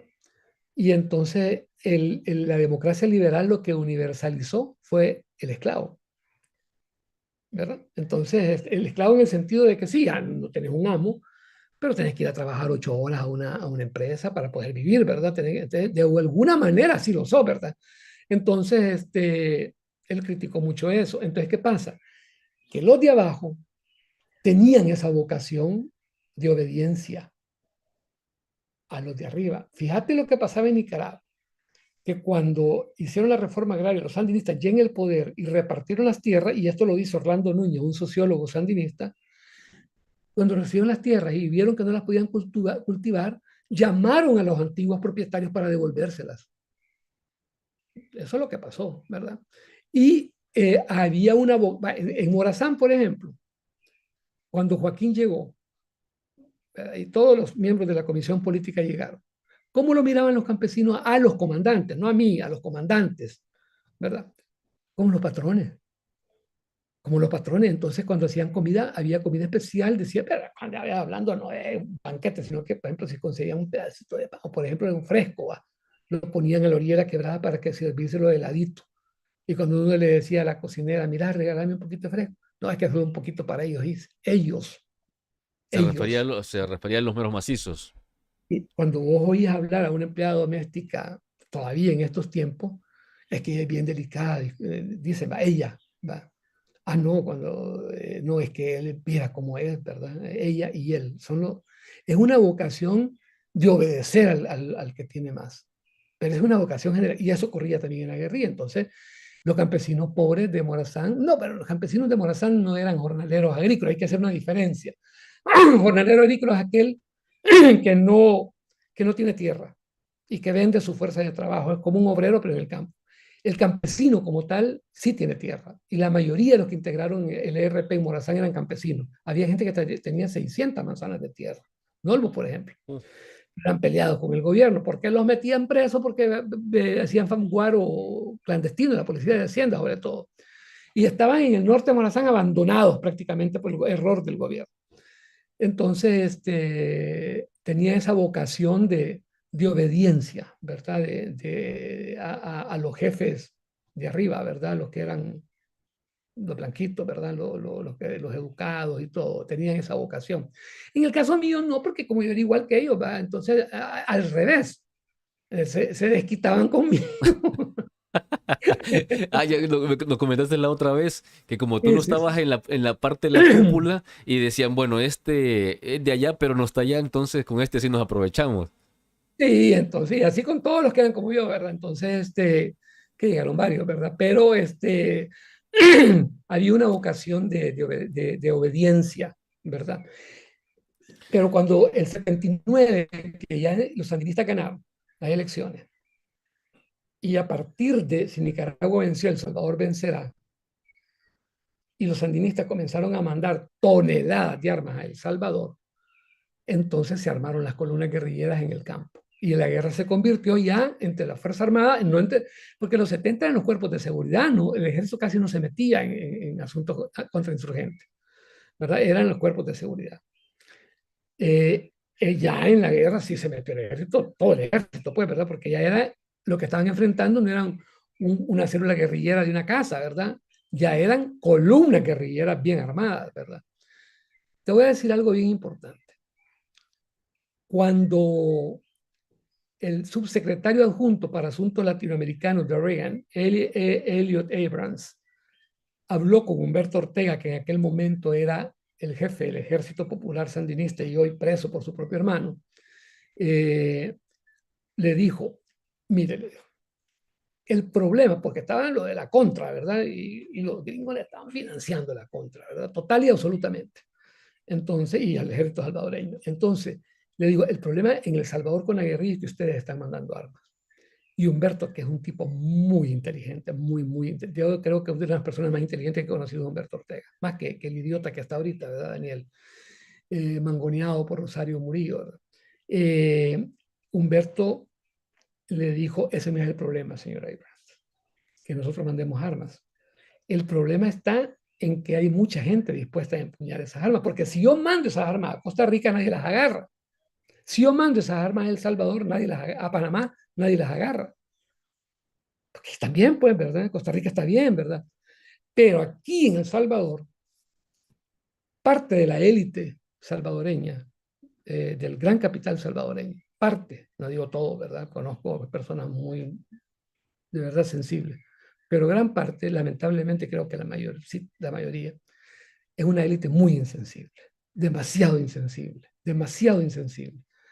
Entonces, en los años del siglo XX, hasta, digamos, 60, a mitad de los 70, un grupo de ricos aquí y un grupo de pobres aquí, y la clase media así, ¿verdad? Así de chiquita. En Costa Rica, que yo estudié allá, bien ricos, habían, bueno, yo no vi rancho ni toda, bueno, ahorita veo que algunos, pero de nicaragüenses, ¿verdad? Pero una clase media muy ancha, muy ancha. Y si hay algo que protege del comunismo en aquellos momentos a los países, es tener una clase media muy ancha, porque no hay nada más anticomunista que las clases medias, ¿verdad? En esos países, pues me refiero. Me preocupa porque hoy se está perdiendo la clase media, con lo que está pasando a nivel mundial. Ya. No, porque vaya, esto tiene explicaciones todavía, por qué la gente vota por líderes que resuelven rápido y que todo el mundo los acusa de dictadores. ¿Y por qué? Pero el caso es que no llegaron a balazos al poder, llegaron porque la gente votó por ellos. Y no solo eso, vuelve a votar por ellos y le da todo el poder. Y hay que leer a Nietzsche para entender eso, ¿verdad? Sí. No estoy Mar- hablando de El Salvador, estoy hablando de El Salvador, estoy hablando de Argentina, estoy hablando de Hungría, estoy hablando de muchos países en Europa. Marvin, hay De algo, Colombia estoy hablando. hay algo que ya estamos por culminar el podcast y hay algo que todavía no hemos hablado. Y es, en tu caso, que abandonaste al ingresar a la guerrilla, porque ya hablamos largo y tendido de que abandonas todo. Técnicamente solo te vas con lo que tienes puesto y quizás una mochilita y no pidas más. Sí. En tu caso, Vaya, aquí viene algo importante. Yo te dije que había algunas fuentes, ¿verdad? Una, eh, cuando yo te dije lo de las clases medias son anticomunistas en Costa Rica y todas esas partes, las clases medias de aquí sí asumieron eso porque eran muy poquitos en esa época. La clase media comenzó a ensancharse en El Salvador cuando el café declinó en la mediados de los 70 y entonces El Salvador aparecieron otros grandes capitalistas, pero ya con otro tipo de industrias que necesitaban ya no indios cortando café a los que les pagaban con fichas de finca, ¿verdad? Por ejemplo, es una barbaridad, para que compraran en sus propias tiendas, la tienda del dueño, ¿va? Sino que ya aparecieron grandes almacenes, bancos la grandes, a partir de los industrialización. 50, la industrialización. Entonces fue creciendo una clase media, a esta altura tenemos una clase media casi similar a la de Costa Rica, aunque Costa Rica todavía tiene el PIB más alto que El Salvador, pero eh, el, el, necesitaban ya no indios, sino que necesitaban ingenieros, licenciados en administración de empresas, personal cualificado que tenía que pagarles bien, porque no era competencia, no por bondad, ni tampoco por maldad, sino que así El funciona. negocio, es el negocio. Yo personalmente, yo creo en el capitalismo como el mejor sistema que ha aprobado la humanidad. Creo en la democracia liberal en crisis actualmente, y sé por qué está en crisis también, pero no vayamos a platicar de eso ahora, pero lo entiendo, quiero decir. Pero yo creo en el capitalismo. Pero también tengo claro que el capitalismo es insensible. O sea, el mercado no tiene sentimientos. Creo que es el sistema que más gente ha sacado de la pobreza en el mundo, es el capitalismo. En 1970 había el 50% de la humanidad vivía en condiciones de extrema pobreza. En este momento que te estoy hablando solo es el 8% en el mundo entero, ¿verdad? Entonces, gracias al capitalismo, pero el capitalismo, las fuerzas del mercado son insensibles. En Estados Unidos o pagás o te morís, ¿verdad? Nadie te va a ayudar a echar la mano para que vos tengas éxito en tu negocio, sino que tenés que ser eficiente en el mercado para poder sobresalir, ¿verdad? Tenés que ser eficiente. Eso lo tengo muy claro. Entonces, pero sí creo que en este sistema, ¿no? Y creo que la gente tiene derecho a llegar hasta donde la imaginación se lo permita, los que son hábiles para hacer plata, ¿no? Y yo creo que la gente tiene derecho, no tengo ningún problema con eso, pero es insensible, eso sí.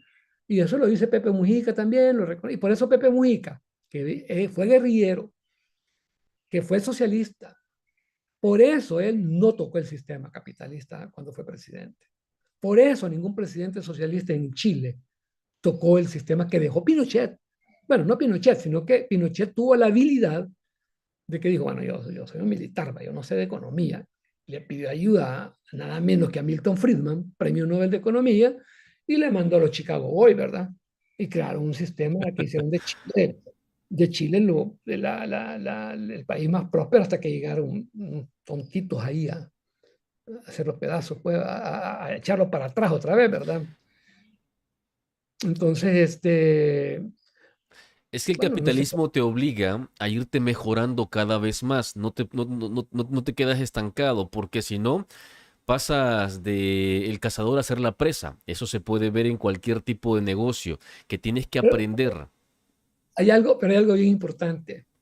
Quisiera decirlo y cerrar quizá un poco con esta reflexión que yo tengo y se la he compartido a algunos académicos también, ¿verdad? Pero que es bien importante que, ya que me están oyendo, lo tengan bien claro.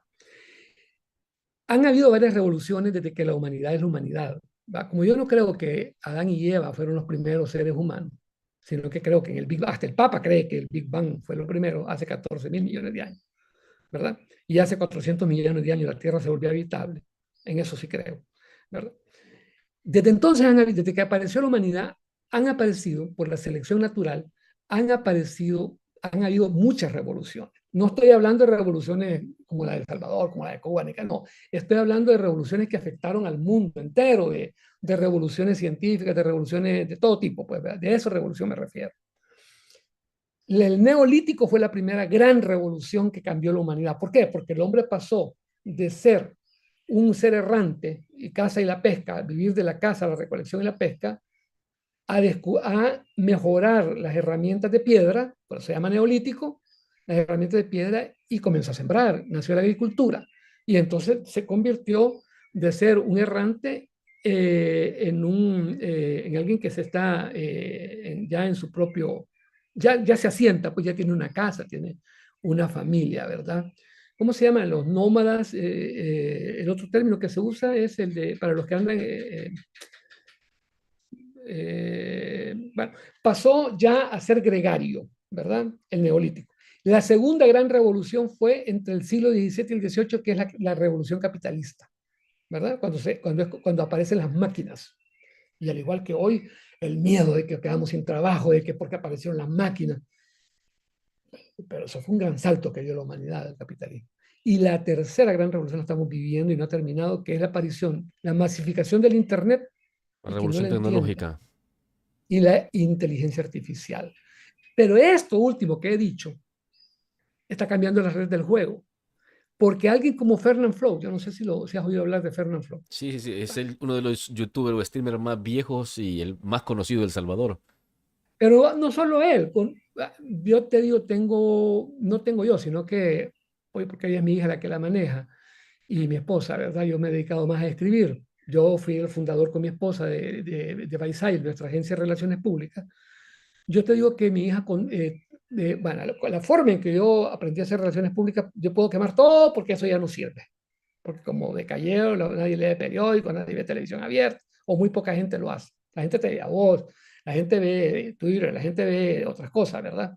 Y muy poca gente lee ahora, muchos se convirtieron en prensa digital. Bueno, el hecho es que mi hija creó un pool, creo que es el más grande pool de influencers, lo maneja Raquel, mi hija.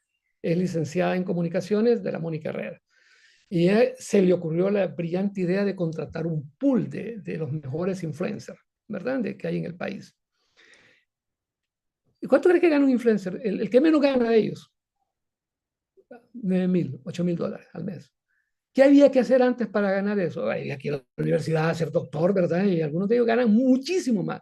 Entonces, quiere decir que un joven puede hacer millones, como Fernand Flow, de 30 millones, de 20 millones antes de los 30 años. ¿Por qué? Porque se lo permite la inteligencia. Bueno, alguien inteligente, y no estoy hablando solo de youtuber, hay miles de maneras de hacerlo. Alguien que tenga un aparato como este que tengo yo en la mano. Este aparato tiene más tecnología que el Apolo 11. Esto no te estoy exagerando. El iOS que tengo en la mano. Alguien que tenga de Soyapango, que tenga un aparato como este y que tenga ciertas habilidades, se convierte en millonario.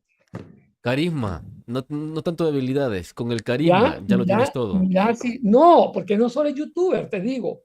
Hay personas que, va, te cuento un caso, hay personas que dicen, agarró todas las reseñas que hay en Amazon de productos y las convirtió en un programa de YouTube. Gana un dineral y él no sale nada. Y así otros, pero hay varias maneras de hacerlo. Más con la IA, que no. La IA comenzó apenas el 20, está democratizando la forma antes tenías que heredar fortunas. Hoy, Fernando Flor nació de que en Soyapango, creo yo, no sé dónde. Pero casi gana el mismo dinero que un heredero de un millonario del siglo que recibió fortuna, ¿verdad? Entonces, la IA, yo creo que esa es una visión. Voy a aclarar una cosa bien importante. Este programa que estoy haciendo no es con fines de favorecer a nadie, sino me siento obligado a, a contar cosas que la gente no sabe y que tiene derecho a saberlas, ¿verdad? Eh, Creo que es muy visionario por parte de este gobierno mirar Google, mirar, porque con desprecio dicen algunos, no, hombre, si lo que van a poner es un call center, no es así. Yo vi el acuerdo que hay y es mucho más grande que eso, muchísimo más grande. Es muy visionario adoptar ¿cómo se llama? El Bitcoin. ¿Por qué? Estoy convencido, antes que Bukele, creo yo, que el Bitcoin es la moneda del futuro. Bueno, Bueno, habla con mi... lo que dijo Cathy Wood de Art Investment no es cualquier tipo de cosas. Ve un X10 en El Salvador en el crecimiento del PIB en 5 años. X10 en 5 años. O sea, estamos hablando de X2 por año. Voy a decir por qué. Quisiera que te tomara la molestia de leer en algún momento, si no lo has hecho, la encuesta de hogares de usos múltiples del Banco Central de Reserva de El Salvador. Y hay un dato que me llamó la atención. Lo que nosotros le llamamos el campo en El Salvador no existe, por No, ejemplo. no Le seguimos existe. llamando el campo. Y entonces dice, ¿a qué actividades se dedica la gente en el campo? Ahí dice, no lo estoy diciendo yo. Uno, comercio. Dos, restaurantes. Tres, hoteles. Cuatro, agricultura. Entonces, ¿qué pasa? Que la cosecha de café se pierde, nadie quiere ir a levantarla, porque es muy matado hacer eso, pues, ¿verdad? Entonces, toda la costa se ha llenado de hoteles y restaurantes, ¿verdad? Entonces, quiere decir que desde Santana hasta San Martín, digamos, prácticamente es una sola ciudad. Si vos desde que salís de San Martín, perdón, de Cojutepeque, en un ratito estás ya en ciudad, y vas, entras a Ilopango, entras por la carretera, entras a San Salvador, luego viene Santa Tecla, luego viene Lourdes, y así vas hasta que llegas a Santana y ya es urbano. Y además, hasta en el último rincón, 13 millones de teléfonos con acceso a Internet para un país que tiene 6.3 millones de habitantes. Es decir, que la población económicamente activa de El Salvador tiene acceso a Internet toda. Es decir, si no entendemos eso, estamos en la calle. O Bueno, y sea, con la entrega de tabletas y con la entrega de computadoras, eso se ha masificado todavía más. conste que te estoy diciendo yo esto porque son realidades que he leído en estadística. Vaya, voy a hablar, porque no lo voy a negar, con Oscar Picard, somos amigos con él. Y él es un opositor al gobierno, ¿verdad? En este caso, yo te voy a decir una cosa, yo no soy un aplaudidor de nada, pero tampoco soy un crítico de nada. ¿Por qué? Por una razón, porque insultar como se insulta a veces al gobierno actual es insultar al 80% de los salvadoreños. ¿Por qué? Porque fue el 80% de los salvadoreños lo que lo apoya. Y esto me lo dijo Picardo cuando yo le pregunté. ¿verdad? ¿Qué Ah, tan real es el trato? Así, me dice hasta el 9 a veces, me dice en algunos momentos, el estado de excepción igual. ¿Y qué vas a hacer con eso, pues? ¿Le puedes llamar dictadura a eso? Decime. Cuando si la gente quiere la reelección, es la gente, no es que... Ahora, otra cosa es Daniel Ortega, que solo tiene el 20% de apoyo, menos quizás de la población, ¿verdad? Y las barbaridades que está haciendo. Esa ha sido una dictadura, ¿verdad? Yo no le puedo llamar, que me perdonen, ¿verdad? Dictadura a un gobierno que el 80% de salvadoreños quiere que esté ahí por muchas razones, porque le quitó las malas de encima, pues, ¿verdad? Y eso es verdad. Mira, ¿cómo lo hizo? No lo voy a discutir y a la gente no le importa, no le importa. Así como te digo, si fue negociado, si fue este, si hizo aquello, si lo mató, si lo ahorcó, si le pagó, si lo metió a saber. Lo que siente la gente, o una que sale, yo mismo que vivo lejos de San Salvador, vivo, por es ahí, bonito por ahí, donde... por ahí, por ahí, por ahí. Sí, pues chica, aquí habían pandilleros, no hay nada, se fueron. Ya el agua cristal que viene aquí tenía que pagar $500 para entrar a este lugar, para entrar a repartir, ¿va? No le paga a nadie. Se fueron. Entonces la gente está agradecidísima. Ahora, sí, pero eso no es sostenible, que no sé. Bueno, eso ya es otra cosa que lo digan, ¿verdad? Es una discusión. No, yo te estoy hablando de lo que está pasando en este momento, ¿verdad? Entonces te digo, si no reconoces eso, entonces si los opositores van a estar siempre con la bandera y hay que respetar la Constitución, que la gente ni la ha leído, y le vale un chorizo lo que diga. Además, que la Constitución está al servicio de la gente y no la gente al servicio de la Constitución. Además de eso, si vas a estar con la cuestión de los derechos humanos, de gente que... y eso molesta, te voy a decir, porque sé lo de Amnistía Internacional. Y esto no, antes del presidente, yo escribí una columna que lo hace constar. Yo te lo estoy diciendo porque fue antes de que surgiera la idea de que yo supiera quién era Nayib Bukele, ¿verdad? Yo escribí una columna que decía que esos organismos que he mencionado, yo dije que la ONU era inútil, hace tiempo escrito en el periódico, en el diario de hoy. ¿Qué hace? Pues nada. Es como el Parlamento Centroamericano, nada. Pero esas otras organizaciones, como Amnistía Internacional y otras más, que han venido aquí a El Salvador, andan en carros lujosísimos.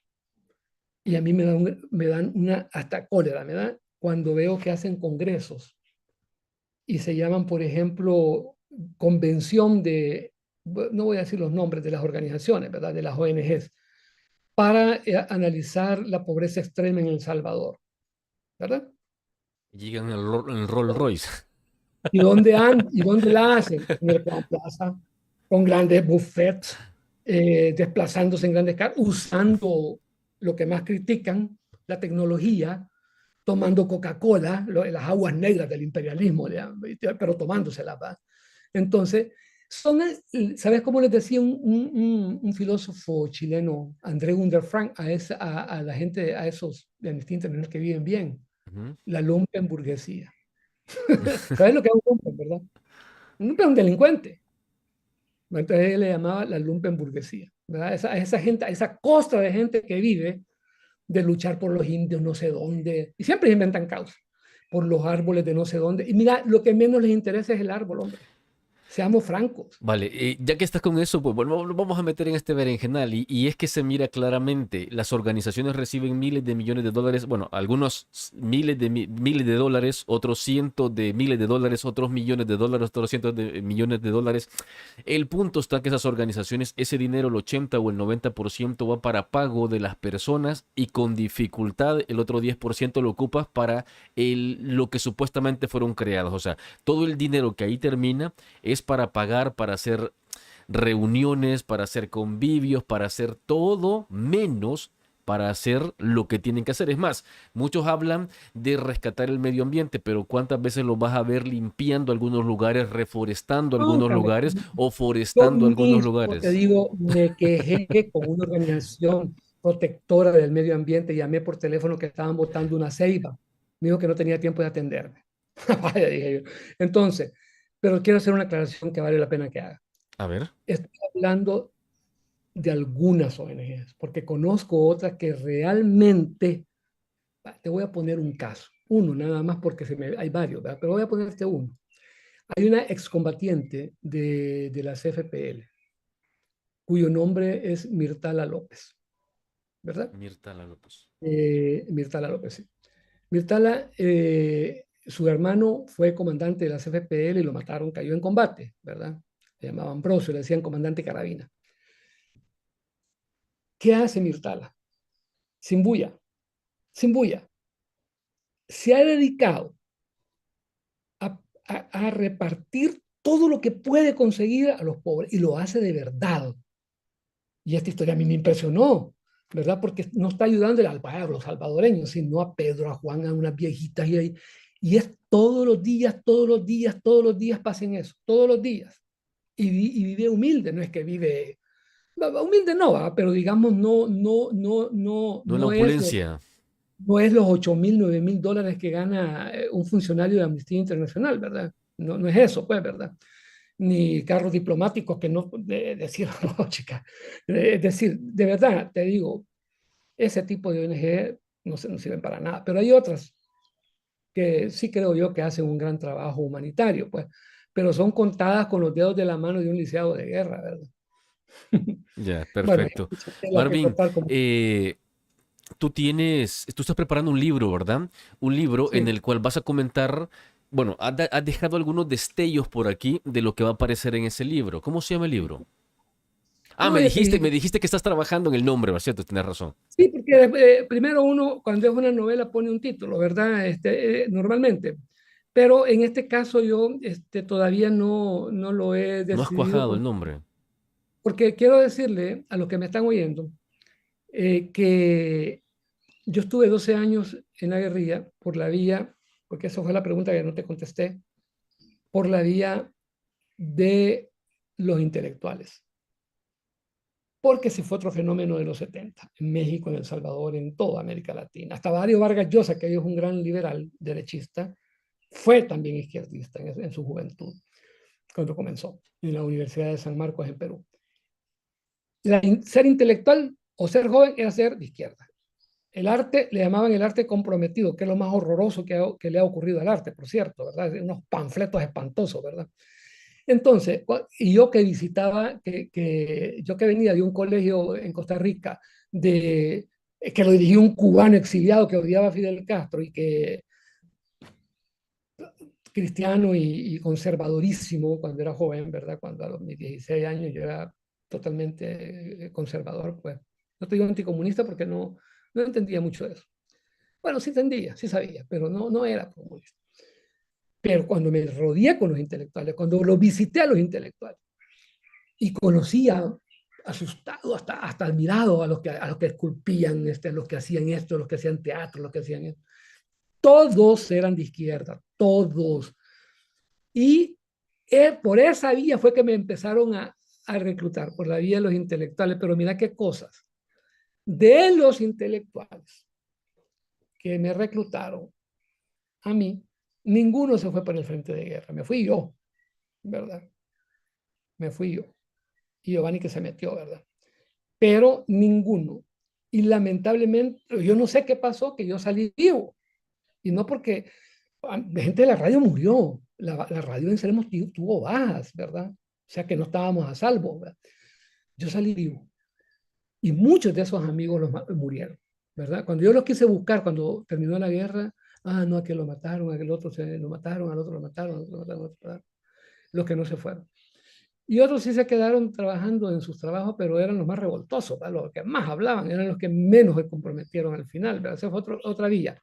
Joven e intelectuales, ¿verdad? Y ser intelectual también, no cualquiera, pobrecito sindicalista se vuelve un intelectual porque hay que comprar libros, hay que tener tiempo para eso, Para ¿verdad? leer, sí. Para leer y todo eso. Entonces, esa fue por la vía que yo llegué, no fue porque alguien de clase, no, fue por la vía de los intelectuales que ya conocía a alguien, ese alguien me habló, ¿verdad? Y vos ya sabes quién fue, ¿verdad? Y entonces me dijo, mira, por aquí va la cosa, ¿verdad? Bueno, y ahí me embullangué, ¿verdad? Más por aventura, yo ya lo he dicho. Estuve 12 años en el ERP, pero también esta es la otra parte que un día va a venir, no hoy, pero lo voy a terminar aquí para que quede todo en capítulo. Un sábado 1 de mayo, recibí una llamada telefónica, firmado los acuerdos de paz. Electo presidente Francisco Flores.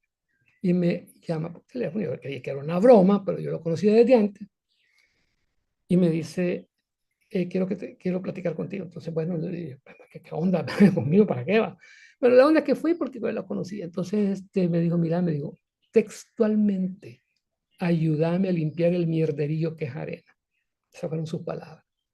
Vamos a dejarlo hasta ahí, porque será un podcast, porque efectivamente Marvin estuvo ayudando o fue asesor de algunos presidentes, ¿Solo nos puede decir algunos nombres? Bueno, yo trabajé con Francisco Flores, muy cercano, digamos que el grupo más cercano a él eran cuatro. A ver si alguien dice que no es cierto.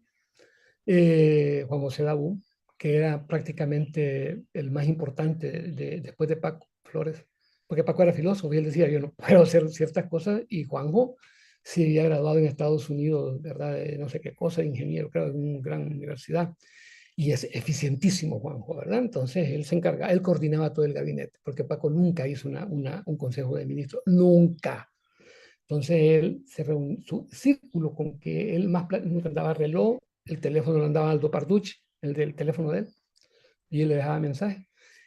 Paco, era Manuel Meléndez, que ya no vive en El Salvador, y es el presidente de la agencia Receptor, eh, Juan Jodabú, Federico Hernández, que después se fue a diputado y ya no volvió a ser más. Yo no sé qué pasó entre ellos, pero parece que hubo un pequeño quiebre entre Paco y Federico. Federico muy inteligente, y tu servidor. ¿Verdad? Platicábamos muchísimo, muchísimo, muchísimo, pero no de gobierno, pero te digo, había ministros que me decían a mí, mira, me puedes conseguir una entrevista quiero hablar con el presidente, ¿verdad? A mí hasta pena me daba, porque yo no sé si vos viste la película Nash. No. La película Nash es de un científico que ganó un Nobel, pero que sufría de una enfermedad que era esquizofrenia, se llama, ¿verdad? Pero es un tipo, ¿verdad? Que él imaginaba cosas, pero las creía, ¿verdad? Entonces, cuando yo la primera reunión que tuve con Francisco Flores, porque yo no me lo esperaba que él iba a llegar a esa reunión con un montón de gente importante, y yo le dije a mi esposa, mira, creo que me está pasando lo mismo que a Nash. Estoy imaginando cosas, quizá, pues anda conmigo a ver si es cierto, le digo yo, con quién me reúno? Porque de verdad, te digo, yo fui el primer asombrado, pero como te digo, queda para después. Bueno, perfecto. Pero una Marvin, cosa, caos. dime. Te estoy diciendo, y lo que voy a decir, please, no tienes, lo repito, la intención de denigrar, de poner el dedo, de decir cosas de mala fe de nadie, sino la historia. Es lo que a mí me interesa, pero voy a tener que decir cosas, pues, ¿verdad? Pero como fueron, ¿verdad? No es personal, es solo simplemente hechos No, para históricos. nada. Yo mira, si algo desterrado de mi corazón es el odio a nadie, a nadie, a nadie, a nadie, a nadie, a nadie, a nadie, ¿verdad? Ujú. Entonces, y hay una última cosa para despedirme. Yo he pedido, y gracias, Cabo, por lo de mi hija, ¿verdad? Michelle, que es una científica salvadoreña que vive en Estados Unidos. Ella se graduó allá por sus propios medios, ¿verdad? Ya lo conté por qué, ¿verdad? Pasó así, porque ella fue antes de la guerra que nació. Y No, eso no lo contaste, Marvin. Es que ese es el punto. Te estuve preguntando varias veces sobre eso y no, no lo sí com- grabé un video, está en YouTube, te lo voy a mandar Ah, en todo. bueno, entonces, bueno, dato muy importante. Hay una cosa que aquí no ha contado todavía Marvin, que está en su canal de YouTube. ¿Tienes canal de YouTube, verdad? ¿O de Facebook? Sí, tengo business y tengo mi canal de YouTube que está abierto al público, No, ¿verdad? pero Y es YouTube hay o un Facebook. video largo en donde explico cómo fue mi relación Sí, pero es YouTube o Facebook, a donde sí publicaste el video. los dos. Ah, en los dos No, está. no, YouTube no, Facebook, Ah, Meta vale. Business y Facebook, nada Bueno, más. sí, sí. O sea, el vídeo lo van a encontrar en Facebook. Lo encuentran como Marvin Galeas. Marvin Segundo, Galeas. segundo punto, Michelle Galeas es hija de Marvin Galeas.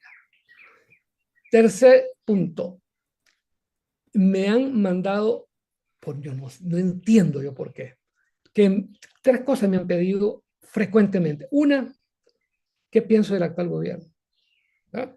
Que Ya me lo dijiste. pronuncie públicamente, ¿verdad? No creo que haya dicho nada. Yo dije las cosas que lo apoyo el 80%, cosas que las encuestas lo dicen en la UCA y creo que es visionario traer a Google, adoptar la criptomoneda. Creo que eso es visionario. Para mí es visionario, ¿verdad? Y tres, que me presionan es que ¿por qué no me declaro si estoy a favor de Palestina? ¿Y por qué? Si eso no es el Barça contra el Real Madrid, hombre. Ese es un lío muy, yo no soy ni pro palestino ni pro israelí, no lo voy a hacer. Y tercero, Exactamente. que públicamente diga que yo me distancio de Giovanni Galea. No, no me importa si mi hermano es fascista, comunista, trotskista, lo que quiera hacer es mi hermano y no lo voy, es mi ADN, es mi hermano menor y lo quiero con todo el alma. Punto. Se acabó. Y que quede, y que no me vuelvan a tocar ese tema. Y no me gusta que le digan bolo chuco porque no es cierto, ¿verdad? O sea, no me gusta. Y que me lo digan a mí más que todo, ¿verdad? Así que, no, no, no, desde ya lo digo que no lo voy que a los que me están pidiendo, porque es frecuente eso, separate de tu hermano, ¿verdad? No, no nunca, jamás voy a renegar de mi familia, no, jamás, y menos de mis hermanos. Sí, Además, solo tengo un familiar galea en El Salvador, que es Giovanni. No tengo otros, perlas sí, que son un montón, pero solo Giovanni, lo quiero con todo el alma. sí, no, ¿Ok? la familia va a estar siempre por encima de cualquier otra cosa. Esa es ley de vida y el que no entiende eso, pues no sabe nada de la vida. Es muy fácil. Y evidentemente aquí en el canal Tras la Verdad SV tenemos como amigo a Giovanni Galeas y siempre vamos a propiciar y querer el respeto para él. Así que estamos de acuerdo con la que ha expresado acá Marvin Galeas. Y espero pues que los que siguen el proyecto Tras la Verdad SV sientan eso mismo por Giovanni Galeas, porque siempre ha sido muy respetuoso, siempre ha sido una persona que ha sabido llevar su trabajo y bueno, al menos acá se le aprecia bastante y yo creo que él lo tiene bastante claro y lo he dicho públicamente en varias ocasiones, ¿ya? Bueno, señores, vamos a dejar este podcast hasta acá. Creo que ha sido bastante interesante, Marvin. En algún momento nos hemos distanciado del tema central, yo sé que sí, ya nuestros escuchas lo vieron, pero fueron Ya te temas, quedó claro por qué fueron los de la clase media, pues, qué papel jugaron los sacerdotes de la teología de la liberación, sobre todo los belgas. Uno se llamaba Juan de Plan, el otro se llamaba Pedro de Clerc. no, no me refiero Eh, por eso, eso estuvo dentro del tema, hablamos de otras cosillas ahí, pero estuvo bien. bueno, sí, pero era Sí, importante que, mira, no se podía comprender lo uno si no explicaba lo otro. sí, no, no, no, pero eso está muy bien, eso está muy bien. Pero bueno, recuerden dejar ese poderoso like, ya sea que nos estén viendo en vivo o en diferido. Los que quieran seguir a Marvin Galeas, tal cual, así, no en YouTube, en Facebook, lo encuentran como Marvin Galeas. Él ahí publica vídeos de vez en cuando, si lo No, quieres pero escuchar un poco más. también estoy a punto de cerrar Meta, Business Suite, voy a hacer otras cosas, pero todavía lo tengo. Pero sí en Facebook está libre, solo Facebook y ahí mi nombre es Marvin Careas Perla. Sí, bueno, véanle el rostro, que esa foto, él tiene su foto de perfil, ¿verdad? No tiene una imagen cualquiera por ahí, no tiene su foto y diríjanse a la página más grande. Creo que andará, justo ahora tendrá unos, Mil, eh, no sé cuántos 16,000 seguidores. followers todavía, pero yo la verdad es que no hago nada por aumentarlo. Llegaron porque quieren, ¿verdad? Yo no he pedido que nadie o sea, yo no hago nada por eso. Si 16,000 followers sin que yo hable de política, porque ahí no hablo de política, sino que de literatura, de filosofía y de fútbol, Bueno, lo que me perfecto. apasiona. Sí, ahí está Marvin Galeas. Señores, si tienes algunas palabras para despedirnos, Marvin, te lo agradecería y nos vamos. Sí, solamente quiero decir que y aclarar que que primero, que no aplaudo ni critico, ¿verdad? Que renuncié a la política partidaria en 2016. Dejé de escribir en el diario, no voy a la televisión, a la única entrevista que he dado es contigo. Y, y lo otro es que sí estoy haciendo unas entrevistas que me han pedido que haga, pero son entrevistas full. ¿Qué pasó en Gusto, por ejemplo? Cosas así que quería entrevistar al Pipiti Higuaín, me comuniqué con Nicolás Higuaín, su hermano. Ese tipo de cosas son las que yo hago, ¿verdad? Pero no política, ¿verdad? Y mostrar que eso, quiero dejarlo muy claro, que a mí no me molesta en absoluto el pensamiento político de mi hermano, ¿verdad? Él es él y yo soy yo, ¿verdad? En nuestra mente, pues, ¿verdad? Pero el ADN Él es hijo de mi papá y de mi mamá. ¿Cómo no te pones a creer que voy a sacar un comunicado diciendo, separándome de él? No, nunca. Jamás, ni de mi otro hermano Maynor. Son tres. Bueno, Bueno, perfecto. gracias a todos por esta gran oportunidad. Gracias, mil gracias. No, también a ti por darnos ese conocimiento que tú tienes guardado, ¿verdad? Y que también lo vas a ampliar en tu libro que se encuentra en este preciso momento en el horno. Recuerden que si quieren apoyar a Michelle Galeas, como lo vengo diciendo en mis anteriores vídeos, se encuentra en la parte inferior el enlace a todos aquellos que quieran apoyar con lo que deseen, pertinente y oportuno, por supuesto que sí. Y también, pues Vive en El pedirle, Salvador, Caos. Ella no vive en El Salvador. no sé si ella vive en los Estados Unidos, vive en los Y lo Estados que Unidos. pasa es que vi algunos que decían, ¿y que acaso no es este que tenemos el mejor sistema y yo no la mandé para Estados Unidos. Ella allá vive, allá trabaja, allá se graduó, ¿me entendés? Entonces, por eso es que Ella tiene su vida y evidentemente también tiene un seguro para que se lo pregunten, pero es que los seguros allá no cubren todo. 80% porque el 20%, como no ha pagado impuestos toda su vida ya no es gringa, ¿verdad? Entonces, yo no entiendo mucho eso, pero ese 20% es marea, verlo. ¿Va? El de dos operaciones más todo lo que la fase esta que está pasando y mi nieta autista, ¿no? De que requiere cuidados especiales. No, no quiero sonar dramático, pero por eso he recurrido a eso, a esta forma. Nunca lo había hecho, solo por un amigo lo hice una vez, pero no a través de GoFundMe. Lo hice en mi Facebook y apoyó a la gente, a ese amigo que vive en el extranjero. Por él lo Bueno, hice nada más. Yo nunca pido dinero para mí, ok, ¿verdad? perfecto, amigos, señores, gracias por haber llegado hasta esta parte del video. Yo sé que fue un podcast un tantito largo, bastante movidito, pero muy interesante, considero. Vamos a tener otra serie de otros podcasts con Marvin Galeas, por supuesto que sí. El siguiente viernes vamos a hablar de otro tema, los estaremos anunciando ya en el transcurso de la semana. Y bueno, repito nuevamente, ¿verdad? Para los que quieran apoyar en la parte inferior queda el enlace a GoFundMe, que es, déjenme ver, déjenme cambiar de cámara, déjenme buscarlo para que ustedes lo puedan ver acá, que es a donde pueden apoyar a Michelle Galeas, que este esfuerzo ha sido creado por Mario Marvin Galeas, o sea, Marvin Galeas, aquí lo pueden ver ustedes, y repito, el enlace que está acá te va a llevar a esta cuenta, ¿ya? Lo que se ha recopilado, como ustedes pueden ver, es esto, de lo que se necesita, que es esto. O sea, es un porcentaje bastante bajo. Así que, bueno, no sé cuándo vas a ver este vídeo realmente. No, no, la verdad, fíjate que no es tan bajo porque fue hace poco. No, no es que lo abrí hace un mes, ¿verdad? Sino que esto ha sido en cuestión de días, ¿verdad? Lo que sí me llama la atención es que aparte de algunas personas de acá de El Salvador de gran corazón que lo han hecho, hay un montón de gente que ha sido de fuera del país, ¿verdad? Que no me conocen ni yo a ellos, ¿verdad? Ok. Este, El salvadoreño es de gran corazón por default. Ya viene intrínseco tener eso, el dar, el ayudar. Y por eso es que estamos pues agradecidos con todos ustedes por todo lo que están haciendo. Eh, muchas gracias a todos desde el alma y en nombre de Michelle y Emily. bueno, perfecto, señores. Se les quiere, se les aprecia. Un fuerte abrazo. Hasta la Fuerte abrazo. próxima.